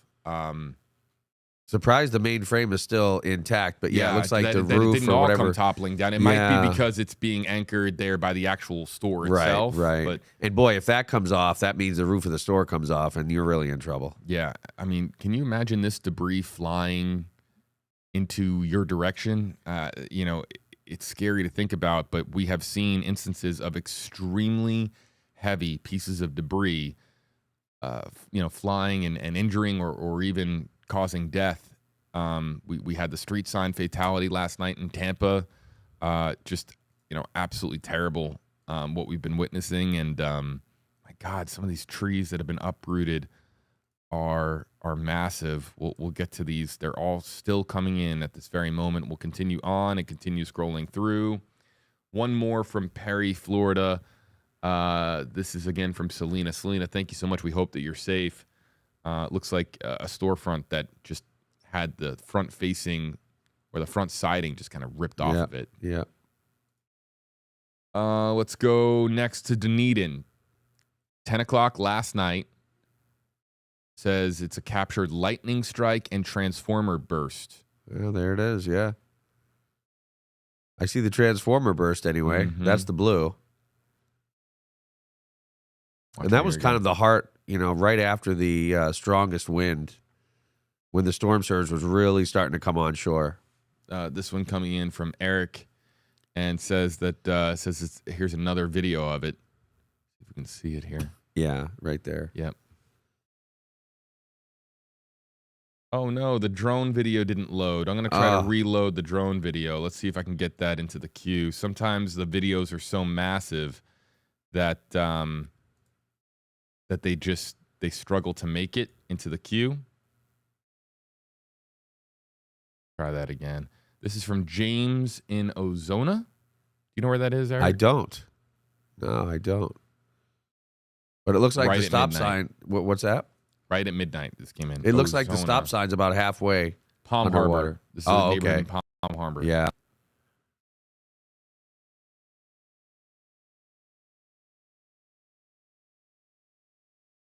Yeah, I can't get that drone video loaded. Ugh. All right, this is Oldsmar. Check out the car. Boy. I know you've lost a car in the past. Yes. I mean, it's just it with stinks. me, it was a little bit different. It's not like I was on dry land driving through floodwater. It was that event in Fort Lauderdale, 20 inches of rain in 6 hours, and I really had nowhere to go. The car was pretty much done. So you definitely do not want to drive through floodwater, especially if you're on dry roadways and then you see something like this. I mean, it's not really worth it. Some people think, oh, I actually saw a pickup truck that was abandoned today on my way to work. And a lot of people think, oh, they have a higher pickup truck or an SUV or whatever. I can make it through floodwater. But do you really want to risk it? No. And it was a pain. It was a pain getting the insurance money, renting a car for months and months, and then having to buy a new car. So it's just the time and trouble is not worth it. Yeah, there's nothing about the process that's convenient. This is from Jim Bayshore and Willow at 8:30 this morning. Thank you for the timestamp, Jim. and you can see Bayshore still underwater at that point. I'm trying to see exactly what those vehicles are because they look like emergency vehicles. Yeah, they certainly do. Yeah, that doesn't look like civilians. Moving on, let's go to Amy, Riverview and Friday morning. Yeah, I mean, tons of downed trees. And, I woke up this morning, my neighbors and their kids were all just picking up branches. Yeah. It's my whole neighborhood is just scattered with branches, small, medium, and large in size. And this is what we're seeing all over the Tampa Bay region. Jacob in Sarasota. Here's a boat that came up onto the concrete. Yeah. 4 foot or so storm surge in Sarasota. Doesn't take much for these boats to really wash up on land. Mm-hmm. Moving on. Check here. Harbor Island damage. This is from Vicky. Yeah, it is Vicky. Harbor Island damage. The cove across from Tampa General Hospital. Yeah, we've seen the video of the aqua fence holding up at Tampa General Hospital. I mean, massive kudos to the engineering effort that went into that aqua fence. If you haven't seen it, go check out the aqua fence on X. I think we have a story up on WFLA.com. It was basically this barrier that was engineered, designed, created, and put in at Tampa General Hospital to, of course, protect hospital operations in the time of a major extreme weather event. And it worked. I mean, it worked. I mean, that's pretty. It's quite the feat. Protecting a hospital like TGH, which is located right on the water, is of extreme importance during a crisis. And so, kudos to everyone behind the Aquafence project because that worked like a charm. Apparently, Max says a downed tree on Kenwood Avenue North. And this one's dangerous because it looks like it's still hanging off of that tree. Right. Yep. Looks like it hasn't fully come down yet. Thankfully, a limb rather than the whole tree. Mm-hmm. Anna, Gulfport, Florida, 7 o'clock this morning. Sailboat all the way out of the water. Yeah, and there looks like there's more than just that one. And that's gonna be very a common sight along the shorelines. I think some more here from Anna. Yeah, showing some more boats. Look at that. That's the boat is way up there. Yeah. Another great shot here from Anna, more wide angle, showing some of the flooding. Gulfport, Florida, 7 o'clock this morning. And then, just various trash cans. Yeah, and look at all the debris, floating on the road. Mm-hmm. And when that water recedes, it's just left there. Right. So it is a tedious cleanup because all that debris gets scattered. Even fishes. Yeah. Get scattered, out on the coastal roadways, and you come across a lot of dead fish in certain spots because they got washed on shore and then the waters recede and sometimes they don't make it back out to the Gulf. And we saw the video last night of the fish on the sidewalk. Yes, we are taking selfies and animal selfies to let us know that you are okay. You made it through the storm. You can send in your selfie with a smiling face or maybe your favorite pet or favorite pets at home. This is from Laura and Wesley Chapel. Any news about flooding on Coquina Key? Baxter watching the news. Hi, Baxter. Baxter, like from Anchorman. Yeah. But that was a dog. I'm not sure where that is, Coquina Key. Yeah, that's that's not Manatee, is it? No, it is St. Pete. Oh, St. Pete. Okay. I'll tell you where it is. It's right. It's actually not far away from downtown St. Pete. To tell you the truth. So on the east side, then. It is the east side. Okay. East side of St. Pete, south of downtown. Eric. So yeah, I mean, any kind of flooding there the water should have receded by now, if not, very soon. In fact, as really not going to have much more rain today, so that's good. Let's take some questions. We're monitoring the comment section here as well. This question comes. You can use hashtag HeyJB, hashtag Eric, to have your comment spotlighted. W Chan, how are you guys doing at WFLA? We're okay. Yeah. We're hanging in there. We're part of this community And so you hear about 7 people dead, and that's the part that we are really, it's difficult. It's expected. We know this, and Governor DeSantis was quite blunt in his press conference yesterday, where he said, "Look, there's going to be fatalities every time that a storm of this magnitude, hits at that level of strength. I mean, Category 4. Look, there's going to be loss of life, and it's a blunt sort of assessment of what lies ahead in that moment, but it's true, and here we are. We just hope that the death count doesn't get much higher than that. I mean, 7 dead already, and they're still accessing neighborhoods that are completely underwater. That part makes it just extremely difficult to comprehend how many more people could have been injured or who might have lost their lives as a result of Hurricane Helene. Yeah, not only that, that's 7 in the Bay Area, and the worst of it was, in the Big Bend area, east of Tallahassee. So, we pray there's no more fatalities, but that region saw the worst hit with Helene. You ever rode in a DeLorean? Yeah, I know. I see that. Looks like Back to the Future right there. Yeah, I had a buddy once who had a DeLorean. It's a really cool car. Unfortunately, that one might be done. You hope not. There's a limited number of those old school DeLoreans, in circulation, and so you hope that this can be fully restored. The DeLorean is a very unique car. They've made a new one, I believe, if I remember correctly, but the old one is a classic. Of course, the signature feature in Back to the Future, those 3 movies. And I think any car can be restored, for the right amount of money. Tom shot, this is from his, what is that, RepLink? Real-Link, I'm sorry, Real-Link camera. And look at that, it's got a burnt-in timestamp. Wow. So 7/11 yesterday evening, and these are the floodwaters rising up towards his property.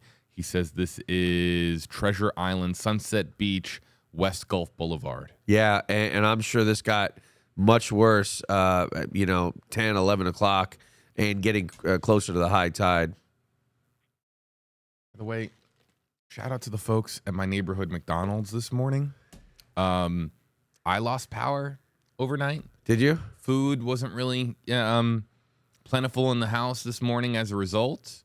And so, we lost a lot of things in the refrigerator, in the freezer. And so went out this morning, and the line at McDonald's was crazy. Yeah, I bet. As you would expect. Yep. But look, and it was really busy in the McDonald's kitchen at where I was. All those people, had to make it to work this morning. Probably would have loved to have just, said, I need a day. But they all made it to work. Doesn't matter what job you do, being able to, just carry on and do your very best for you and your community. It's a big thing. So I know it sounds like a small thing, but getting an Egg McMuffin this morning was a big deal for me to actually have, some food and be able to make it into work, with some food in my stomach. So shout out to that crew up on Del Mabry. Down trees, Billy in Palm River, Florida. Yeah, I mean, I don't even know. I mean, that's a lot. Yeah, that's huge. Of tree there on the ground. You know what's really dangerous, JB, is when, you're driving maybe on a 55 zone, and then all of a sudden, bam, you come up to a tree that's down on the ground, and you have to slam on your brakes and pray and hope you don't hit it. So today, people, you need to take it easy out there. Drive slower. Even if it looks like the road's clear ahead of you, you don't know if there's a huge puddle, lake on the roadway, or debris, trees, anything like that. Let's see here. Adding some more recent pictures that have come into one more time. WFLA.com/report it. Please be safe. I have to say this over and over again because we have more and more people that join our live stream and live streams in real time. Wow, this one that just came in from Sharon is pretty wild. We'll show this one next, or coming up here in a moment, Sharon. Yeah, there's look, you got there's more important things right now than sending in your photos and videos to a news station. You got a lot to consider, a lot of responsibility, and I'm sure a long list of things to do. This is more if you have something that you would like to share with us, you have some downtime, perhaps you're catching up on things on your phone, getting a little bit of rest, looking for information, trying to understand how hard hit the area was, and you found our live stream, you feel free to send it in, but we understand that there are higher priorities than sending in pictures and videos to us. But if you would like to do so and share what has happened in your neighborhood, you can do so on WFLA.com/report it. All right, next picture up is from Josh in Largo, Florida. Again, down tree. That's a big one. Power line, bad combination. Yeah, especially if that power line extends on the roadway. And, JB, that's very important is if you want to clean that, clean debris, trees, branches, and there's a power line on the roadway and you don't know it, it's very, very dangerous. So you got to be very careful when you start cleaning up your yard, cleaning up the roads, picking things up. You just don't know what's in there. More from Josh in Largo, Florida. All right, so Main Street and 19th in Newport. Wow, I mean, that's a lot of water. Newport Richey, we knew was going to get hit pretty hard. You see historic downtown. This is coming in around midnight in Newport Richey. Yeah, and that's pretty close to in fact, I think the high tide was shortly after that. So the water was still coming in until probably about 1, 2 in the morning. Before it started to recede, and this is just a common picture, unfortunately. All the folks in Newport Richey, coastal Pasco County. I know we have a reporter and photographer crew up in that area. We're trying to get to some of those areas that were really hard hit, and coverage later on tonight on WFLA News Channel 8. Andrea, photos of a tree in our backyard. Yeah, look at that. That's okay. So that's an uprooted tree. Yep. I mean, with an uprooted tree, I mean, it's just it's way more complicated to deal with. This is up in Tallahassee, by the way. That's probably something. What you need to know. I mean, you have to basically with a chainsaw cut the tree in sections. Remove the wood, the stump itself is going to be a pain, and then you got to fill the hole. Mm-hmm. Yeah. What have we heard from Tallahassee? I mean, did they get... I haven't heard much, but I know they had over 100-mile-per-hour wind. Yep. All right, Darlene, just to show how strong the wind gusts were, we had material that weighs about 1 ton. Wow. Each fall over and knock over other pieces. Darlene, I got to be honest, I don't even know what we're looking at. Is that marble? What? I mean... Yeah, it looks like... No, it's not marble. Granite? It's some sort of... What, for a countertop or... It could be. Darlene, this is South 50th Street. No city is on my screen. But, yeah, no, that's wild. Yeah. All right, check this out. This is from Jose... Spring Hill, Hernando County. 60-foot tall tree knocked down by Helene's winds. Here we can see the branches making contact with power lines. After the video, the tree fell and took down the lines. I bet it did, yep. 70-mile-an-hour gust up in that area. Anna sending this one in last night, Tampa West Chase. You never know what you're going to find. You made it. Yep. Moving on. Oh, more from Darlene. Okay, here's a better shot at those materials. It does look like a countertop. Yeah. Just show how strong. Yeah, one ton pieces falling over and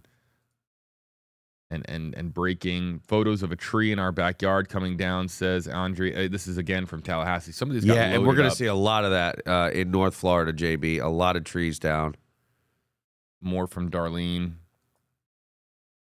More from Darlene, again, that material. Yeah. Uh-oh. And more from... Is that a wiener dog?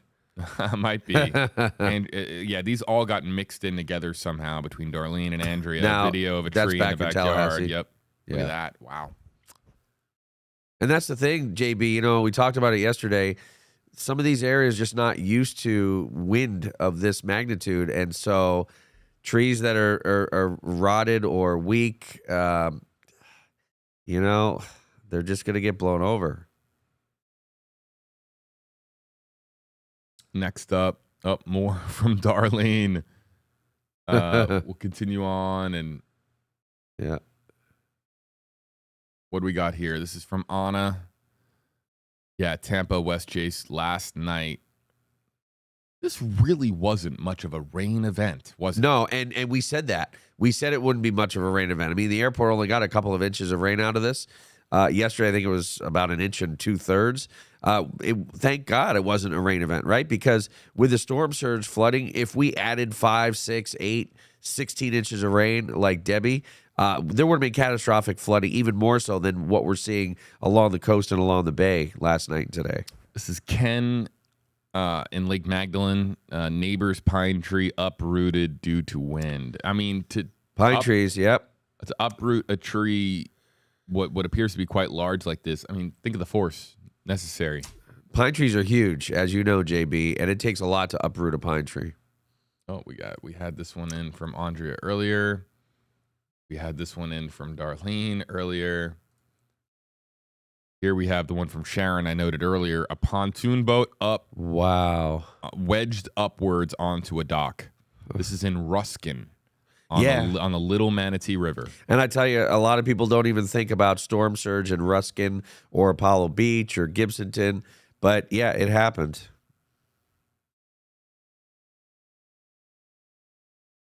Let's see here. Oh, man, this is pretty funny.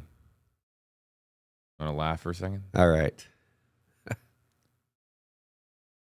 I can get this in, hopefully it works. Should work. Stoppy made an appearance last night on our stream from Cedar Key. Oh, tell me Stoppy's still there. Well, I don't know. Uh-oh. Because then I see this and... oh, no. Well, R.I.P. I mean... Did that stop sign come down? Did the G Street stop sign in Cedar Key come down? Did we miss that? I don't think so, because Jeff Patterson was in the Max Fender 8 storm vehicle and had to leave this area as a result of rising storm surge. So we had to leave G Street. I think that is G Street, right? Yeah, and it was covered, remember? The entire stop sign was covered with water. I don't see Jeff up on the grid. Otherwise, I would punch up that camera live, so I do not know. Let's see. The comment section is saying that it came down. Oh, that would be something, because I mean, as far as a litmus test for how the storm behaved, right? You got to remember during Idalia, there was massive storm surge, and yet that stop sign would not give. And if you're telling me that it got ripped out of the ground by this one, well, that's a pretty stark comparison. Okay, we're going to load in these last 4. And then I think our live streaming coverage, let's see here. Oh, I think, yeah, we're going to go to Linny. Is going to be joining us. We'll have her join in. Eric, take over for a second while I text Linny so we can get her onto the show. This is from Carmen in Port Richey. Again, Port Richey, New Port Richey, that whole area, even up to 19, really saw some extreme storm surge, 8 to 10 foot in that area, and just devastating wind as well, near hurricane force. Wind gusts and winds over 60 miles per hour, and a lot of fences, a lot of trees were blown down. I'm sure that so many yards need to be picked up. Really, thankfully, the weather today is cooperating. It is still hot and it is still humid. This is the opposite effect that we had with Ian. Because the humid air is still sticking around. With Ian, it was pretty much the end of rainy season 2 years ago, once that came through Southwest Florida. But with this one, it actually kind of pushed the trough a little bit higher to the north, And so we're still really in that heat and humidity. So take it easy out there. There feels like temperatures over 100 degrees today. I know a lot of people may overexert themselves. There's a lot of cleanup to do. But you definitely want to stay hydrated outside, and at least you're not going to have much in the way of rain that would add to flooding concerns.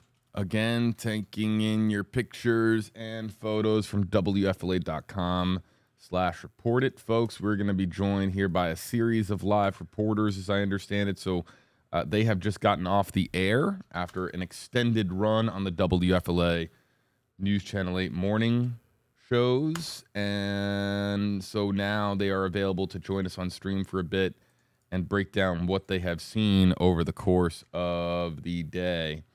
So Lenny is first up, and when I have Lenny up on the grid, we'll transition over to her. Let's continue on and check out some of the videos and photos that are coming in on Report It.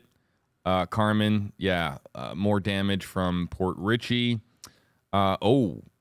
Julia, on my way to work this morning, part of a stray tire blew right into my windshield. She says that she was not hurt. This happened at 5:45 this morning on Anderson Road by the movie theater. I know exactly where that is. I go to that movie theater sometimes. Anderson Road by the movie theater. That's over by the Veterans Expressway. And this could have been anybody. Yeah. If you were on the road this morning, this could have been anybody. So this is a wild photo. Yeah, no, I think we have Lenny joining us, right? I just need a source to be able to punch her up. I don't know what source it is. Yeah, I mean, you never know what's out there. I got it, Colleen. The wind was still gusty this morning, and objects were still blowing around early this morning. So thankfully that wind has subsided. So you're not really going to be seeing things like this, luckily. Yeah, Julia, hope that your windshield gets repaired.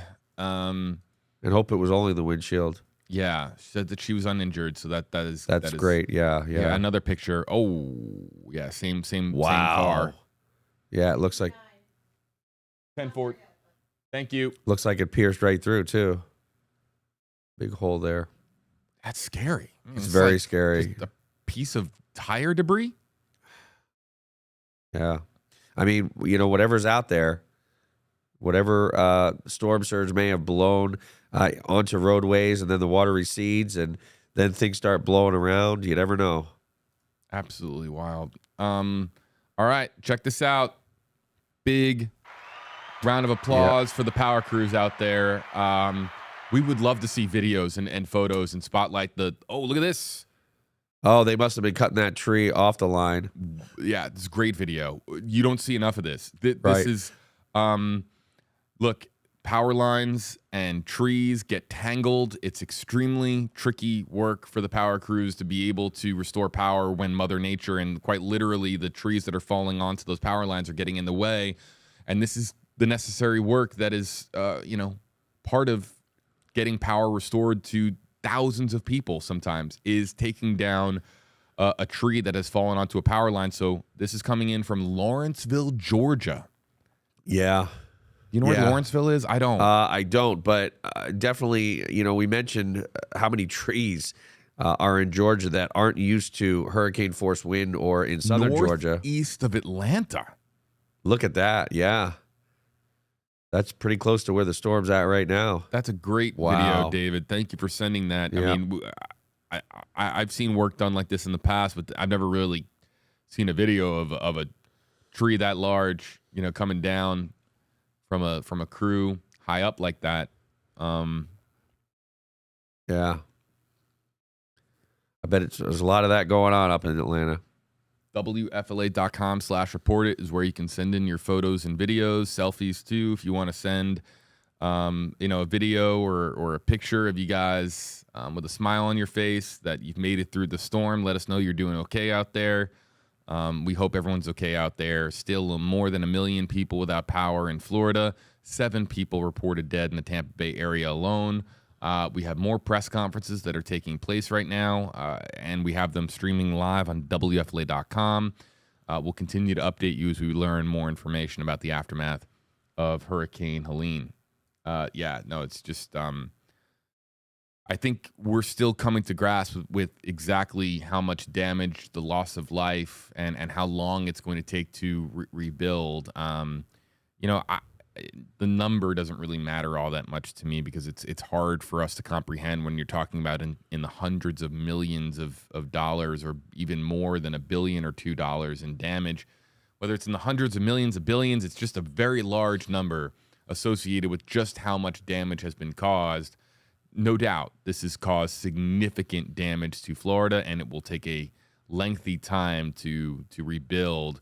For Florida's Big Bend, I mean, my goodness, there has to be a serious conversation because storms in back-to-back years between Idalia and now Helene. And even Debbie made landfall. That's right. In that area, too. So really, a place that hasn't seen many storms, all of a sudden, 3 storms within just over a year period of time. I see we have a couple of reporters that are now popping up. We'll try to get those reporters. Wow. I have a family member that just texted me. I have a family member that works with Polk County Fire Rescue. Said they have just been assigned to Perry, Florida for 10 days of rescue assignments. Wow. Isn't that crazy? That's insane. Yeah, I have a ton of family members that are with local fire rescue, and they fill me in on stuff, here and there, but this is a time when certain counties are going to be aiding other counties and get assigned to different regions of the state to help out. So I have a family member that's on the way to Perry, Florida right now, and we showed Perry, Florida a little bit earlier on. So, Lenny, I think you're called in. If you can hear me, we still don't see your shot. We'll punch up your shot as soon as we have you. I also see Beth on the grid, but I think Beth might be calling in for a different purpose. We're trying to get you, everybody, to live reporters joining us from around the Tampa Bay area here on Tracking the Tropics. It is Friday, September 27th. The time is now 12:04 Eastern in the afternoon. Eric, right now, we still have a tropical storm that is moving, and I think we can confidently say that this storm is over 3 states right now. No, wait. How many states now are feeling Helene? You got Georgia, 1, Tennessee, Mississippi. No, I should say Alabama. North Carolina, South Carolina, Georgia, maybe Virginia, West Virginia, Kentucky. I mean, there's a lot of states. Now, keep in mind, there is an upper level low that is joining Helene. Helene and that low are combining into one.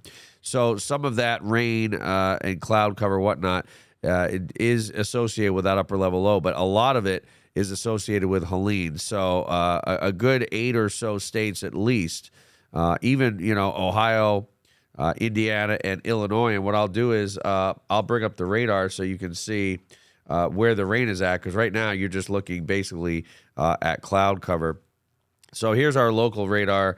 Things thankfully have quieted down substantially, but once I get to the national radar, then you'll start to see just how crazy things are. So you're seeing a lot of rain from Nashville over to Memphis. Little Rock, it starts to calm down.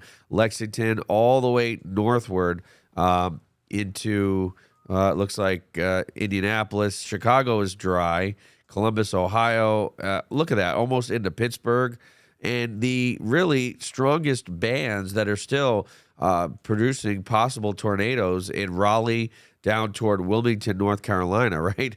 I mean, yeah, this storm may be located in the Knoxville area, somewhere in eastern Tennessee, but really that final band of Helene, that tropical band that's producing that rotation right now, moving through Fayetteville, North Carolina, along I-95 near Raleigh and points northward. So this storm still encompassing quite a large area and will continue to do so over the next day or so before dissipating a bit and then eventually moving out to the east and out into the open Atlantic, where things will finally calm down on the East Coast and people in Atlanta, Georgia, Tennessee Valley, Ohio Valley will be able to clean things up.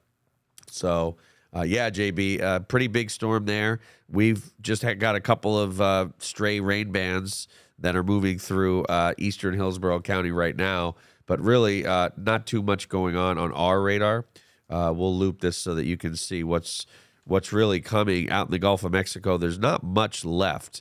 Most of the rain is pretty much all said and done here in Tampa and along the coast, but cleanup efforts, definitely Mother Nature cooperating in regards to sunny weather. Very hot and humid, but these are the final, so to speak, JB, rain bands that are moving through Polk County now. Could be, some gusty wind in these rain bands, but obviously nothing like we saw yesterday. Even Sarasota County seeing some very light rain. But behind it, look at that, the Gulf of Mexico virtually clear. Meteorologist Eric Stone, JB here with you. We're going to try to get some reporters now that have been documenting the aftermath of Hurricane Helene across the Tampa Bay area, even into Florida's Big Bend. We had Jeff Patterson on last night from Cedar Key and, of course, the Max Fender 8 vehicle. I'd like to bring in now Beth Rousseau joining us.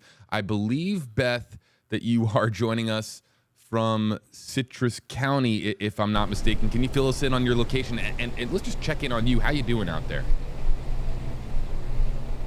Yeah, it has been a long night, but really more concerned about the families here in Citrus County. We're in Crystal River specifically. You can see where these streets are flooded. There are some dry spots now. Certainly that was not the case in the overnight hours. We hit high tide here right around 4 o'clock this morning, and that's when the rescue calls really started coming in. You can see why. You got cars that are flooded out in this area. We talked to the sheriff recently. He says easily that 10-foot storm surge happened at some areas here in Crystal River, and this was the worst of it in Citrus County. I will tell you this, as we take a look, you can see all around the floodwaters. Run you through some numbers here. They say they had 130 calls for rescues, folks that stayed in their homes thinking they could ride out this storm. Clearly they could not. So 130 calls for rescue, more than 200 people rescued. We're talking adults, we're talking kids, we're talking 50 pets that had to be taken out of the homes as well. Fortunately, though, the sheriff tells us there have been no fatalities, no serious injuries reported, so he's calling that a win for them here in Citrus County. Clearly, it is going to take a while for them to dry out, I should say, for all of this water to recede. If Charles can zoom in, you can see a tree down. We were riding around on an airboat earlier this morning so we could take a closer look at the damage, take a closer look at possibly helping some folks out who were still stranded in their homes. There are trees down, so that's going to be part of the cleanup process as well. Obviously, that can't really get underway until families can get back into their homes to see how bad the damage is, but there's a lot of flooding and a lot of cleanup efforts that's going to have to happen, JB. Beth joining us from Citrus County again with meteorologist Eric Stone. I'm JB. Questions for Beth. I mean, Eric, about the actual area here, talking about Citrus County. Yeah, I mean, we saw someone, trying to push their bike along floodwater, and it looks like just off to your right, the water's a little bit deeper. Have you seen any kind of any water receding yet over the past few hours, or is it still pretty much as it was when you got there? No, absolutely. Water has receded. I will tell you this. You're talking about to my right. You got these cars stranded. This area, 5th Street, is one of the main drags right into downtown Crystal River. We talked to the mayor yesterday. He said that Crystal River, the downtown area, was going to be ground zero. That's where they saw that 10-foot storm surge. Definitely water has receded. However, it is still high in a lot of areas. And we're headed back into that tide cycle right now where we're going to hit high tide right around 12:30, I'm told. So we're inching up on that. If Charles can pan right over here, that plywood you're seeing, you can see the water line on it. That gives you an idea for how high the water got in this area at one point. Again, just be aware that this is not the highest that the water got in Crystal River, just this one portion. And we're not far from where all those rescuees were being brought out of the water and then taken to where they could dry off and then taken to a shelter. So water definitely has gone down some. The sheriff says, though, we're worried about the high tide cycle, and we're also worried about the fact that you got this wind, the breeze, and it's blowing water from the bay, Kings Bay, and keep blowing it into the downtown Crystal River area. So that's the concern right now. Beth, what would you say? I mean, I'm sure you've been talking to folks. I've been following your reports all morning on the morning shows. What would you say is the overall mood right now, the tenor with folks that you've been talking to? It's a surreal thing to wake up, have the sun come up, and to see the widespread flooding, the damage. So when you're talking to people, how are they reacting? I'm sure many of them have lived here for a long time and, have seen a lot in their day, but how does this compare and how are people feeling overall? What's the mood? Shock. It is complete and utter shock that people are feeling because they've been here through a number of storms. Keep in mind, Citrus County, not to this extent, but they saw serious flooding during Idalia. Then they saw flooding during Debbie. So this is the third time in 13 months that they've been having to board up their homes, put out the sandbags.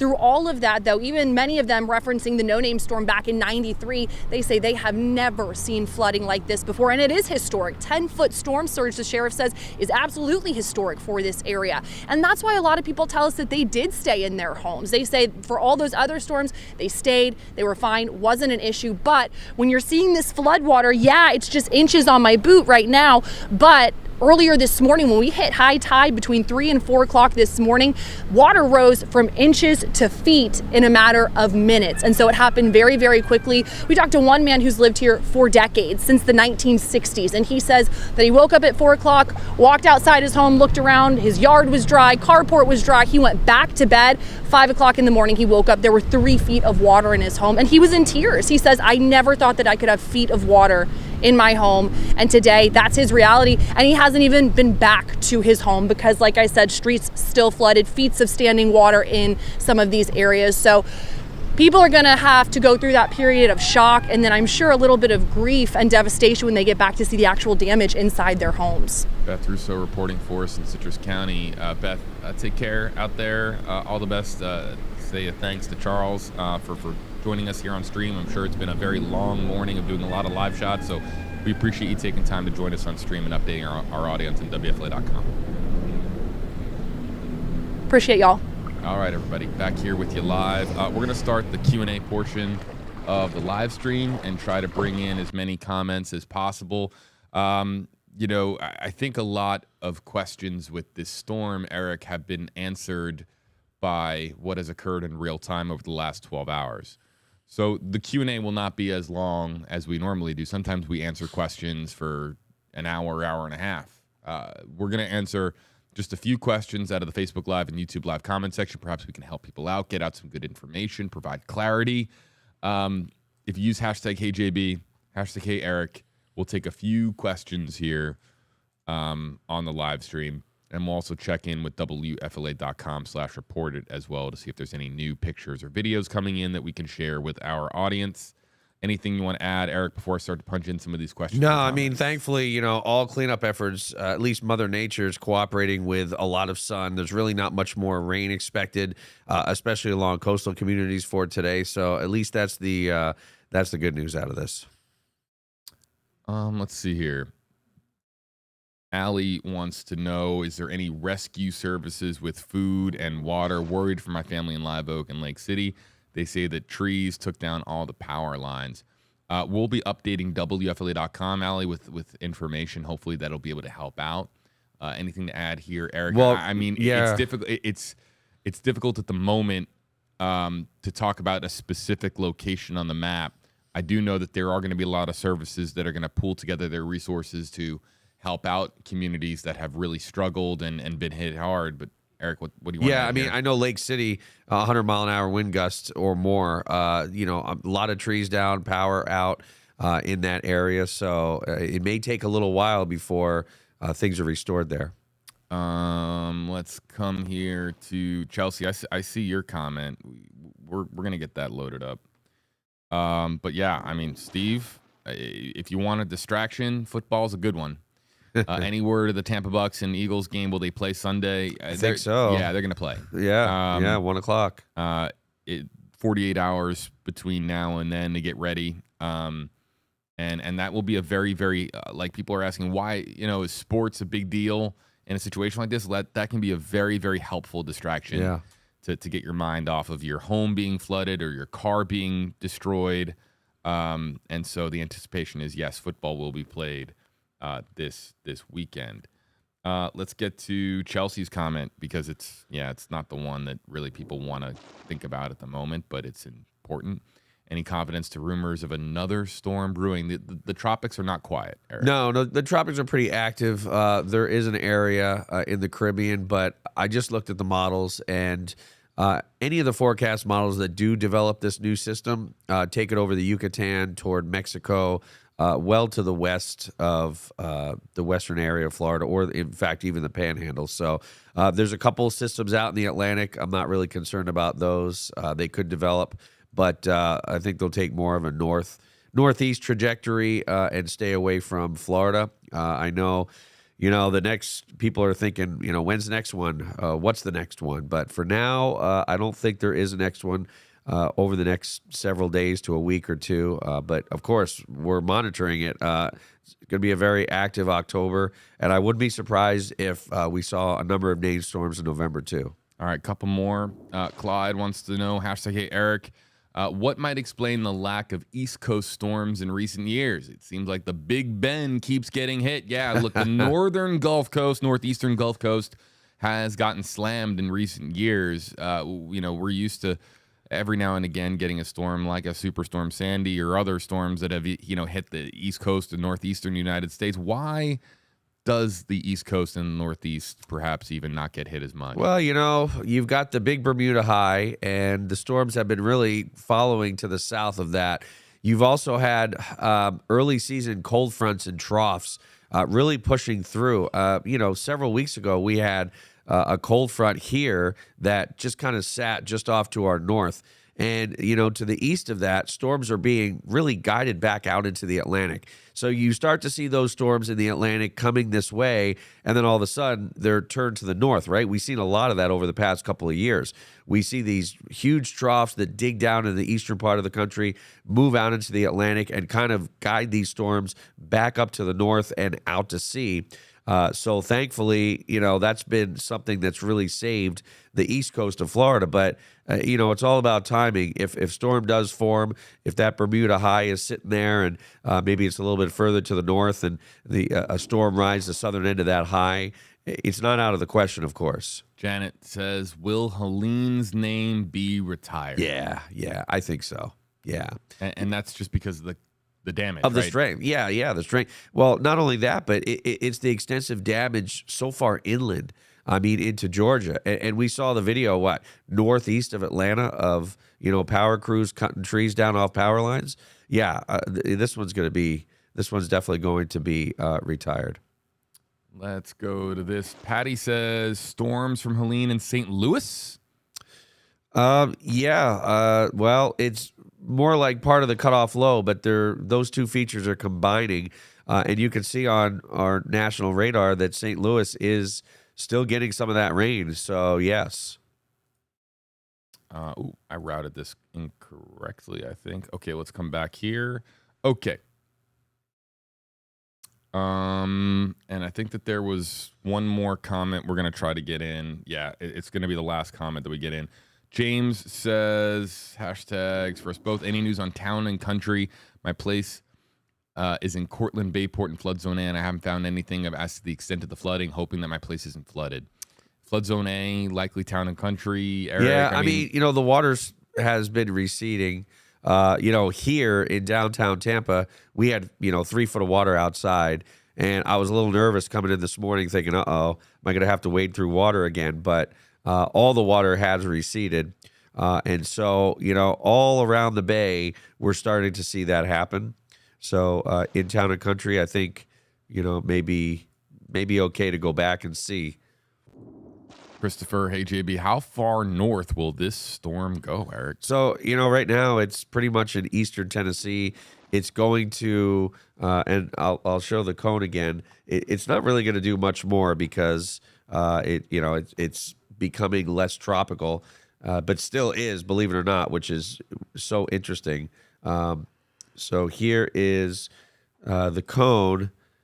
Well, that's not the cone, but that is the where it's located right now. Let's see if I have the cone. Here we are. And we'll zoom this in. So you can see there it is, basically in eastern Tennessee. And look, it moves into Kentucky tomorrow, and then it just kind of dissipates and combines with the upper level low. So it's not going to go that much further to the north, but the rain's, of course, extending through Indianapolis right now. And lastly, we'll throw this one up. Hashtags all around, including for Rebecca. I just want to say thank you for the amazing coverage through this last night. You guys rock. Debbie, those comments mean a lot to us. Thank you. Our hearts are with everybody in Tampa Bay impacted by Hurricane Helene, and our coverage continues tonight on WFLA News Channel 8. You can continue to send in pictures and photos to WFLA.com/reportit and resources, updated information, power outage updates will be on WFLA.com. We'll have the latest for you there. We appreciate you joining us. Again, the plan today, coverage plan, was to get Eagle 8 HD in the air so that we could have our helicopter fly and stream live with, a look at our coastal communities, some of the areas hit hardest by Hurricane Helene. But we can't get to our helicopter. We can't get to it because it's the Peter O'Knight Airport. And right now that airport is inaccessible due to floodwaters. So we will get Eagle 8 in the air eventually. We just have no idea when it'll be. Be on the lookout for future live streams, YouTube, Facebook Live. Perhaps, I might tweet out or put something on my Instagram about it. But Eagle 8 HD is not part of our coverage plan today. So we featured as many photos and videos as we could from WFLA.com/reportit, and we'll continue to do so on air and online tonight here on WFLA.com. Any final parting words here, Eric? Well, like I said, this was definitely one for the record books, and I do think it will be retired. Still seeing some rain in the Tennessee Valley, and, at least the cleanup efforts, the weather's not too bad here right now. And, just everybody stay safe as you are cleaning things up. You don't know if there's any power lines or sharp debris mixed in. And just be safe. Be safe out there, folks. Eric, myself, our entire team sending you the very best. From the Stream Center in WFLA in Tampa, Florida, for the entire Max Fender 8 weather team, the entire WFLA News Channel 8 family, from our family to yours, please be safe out there. Take care of one another, and all our very best from us here at WFLA. The latest on WFLA.com. Updates will be heading your way there. For Eric and JB, we'll see you next time on Tracking the Tropics. Find Tracking the Tropics on these platforms. And for storm updates, the latest models, and helpful resources, visit trackingthetropics.tv.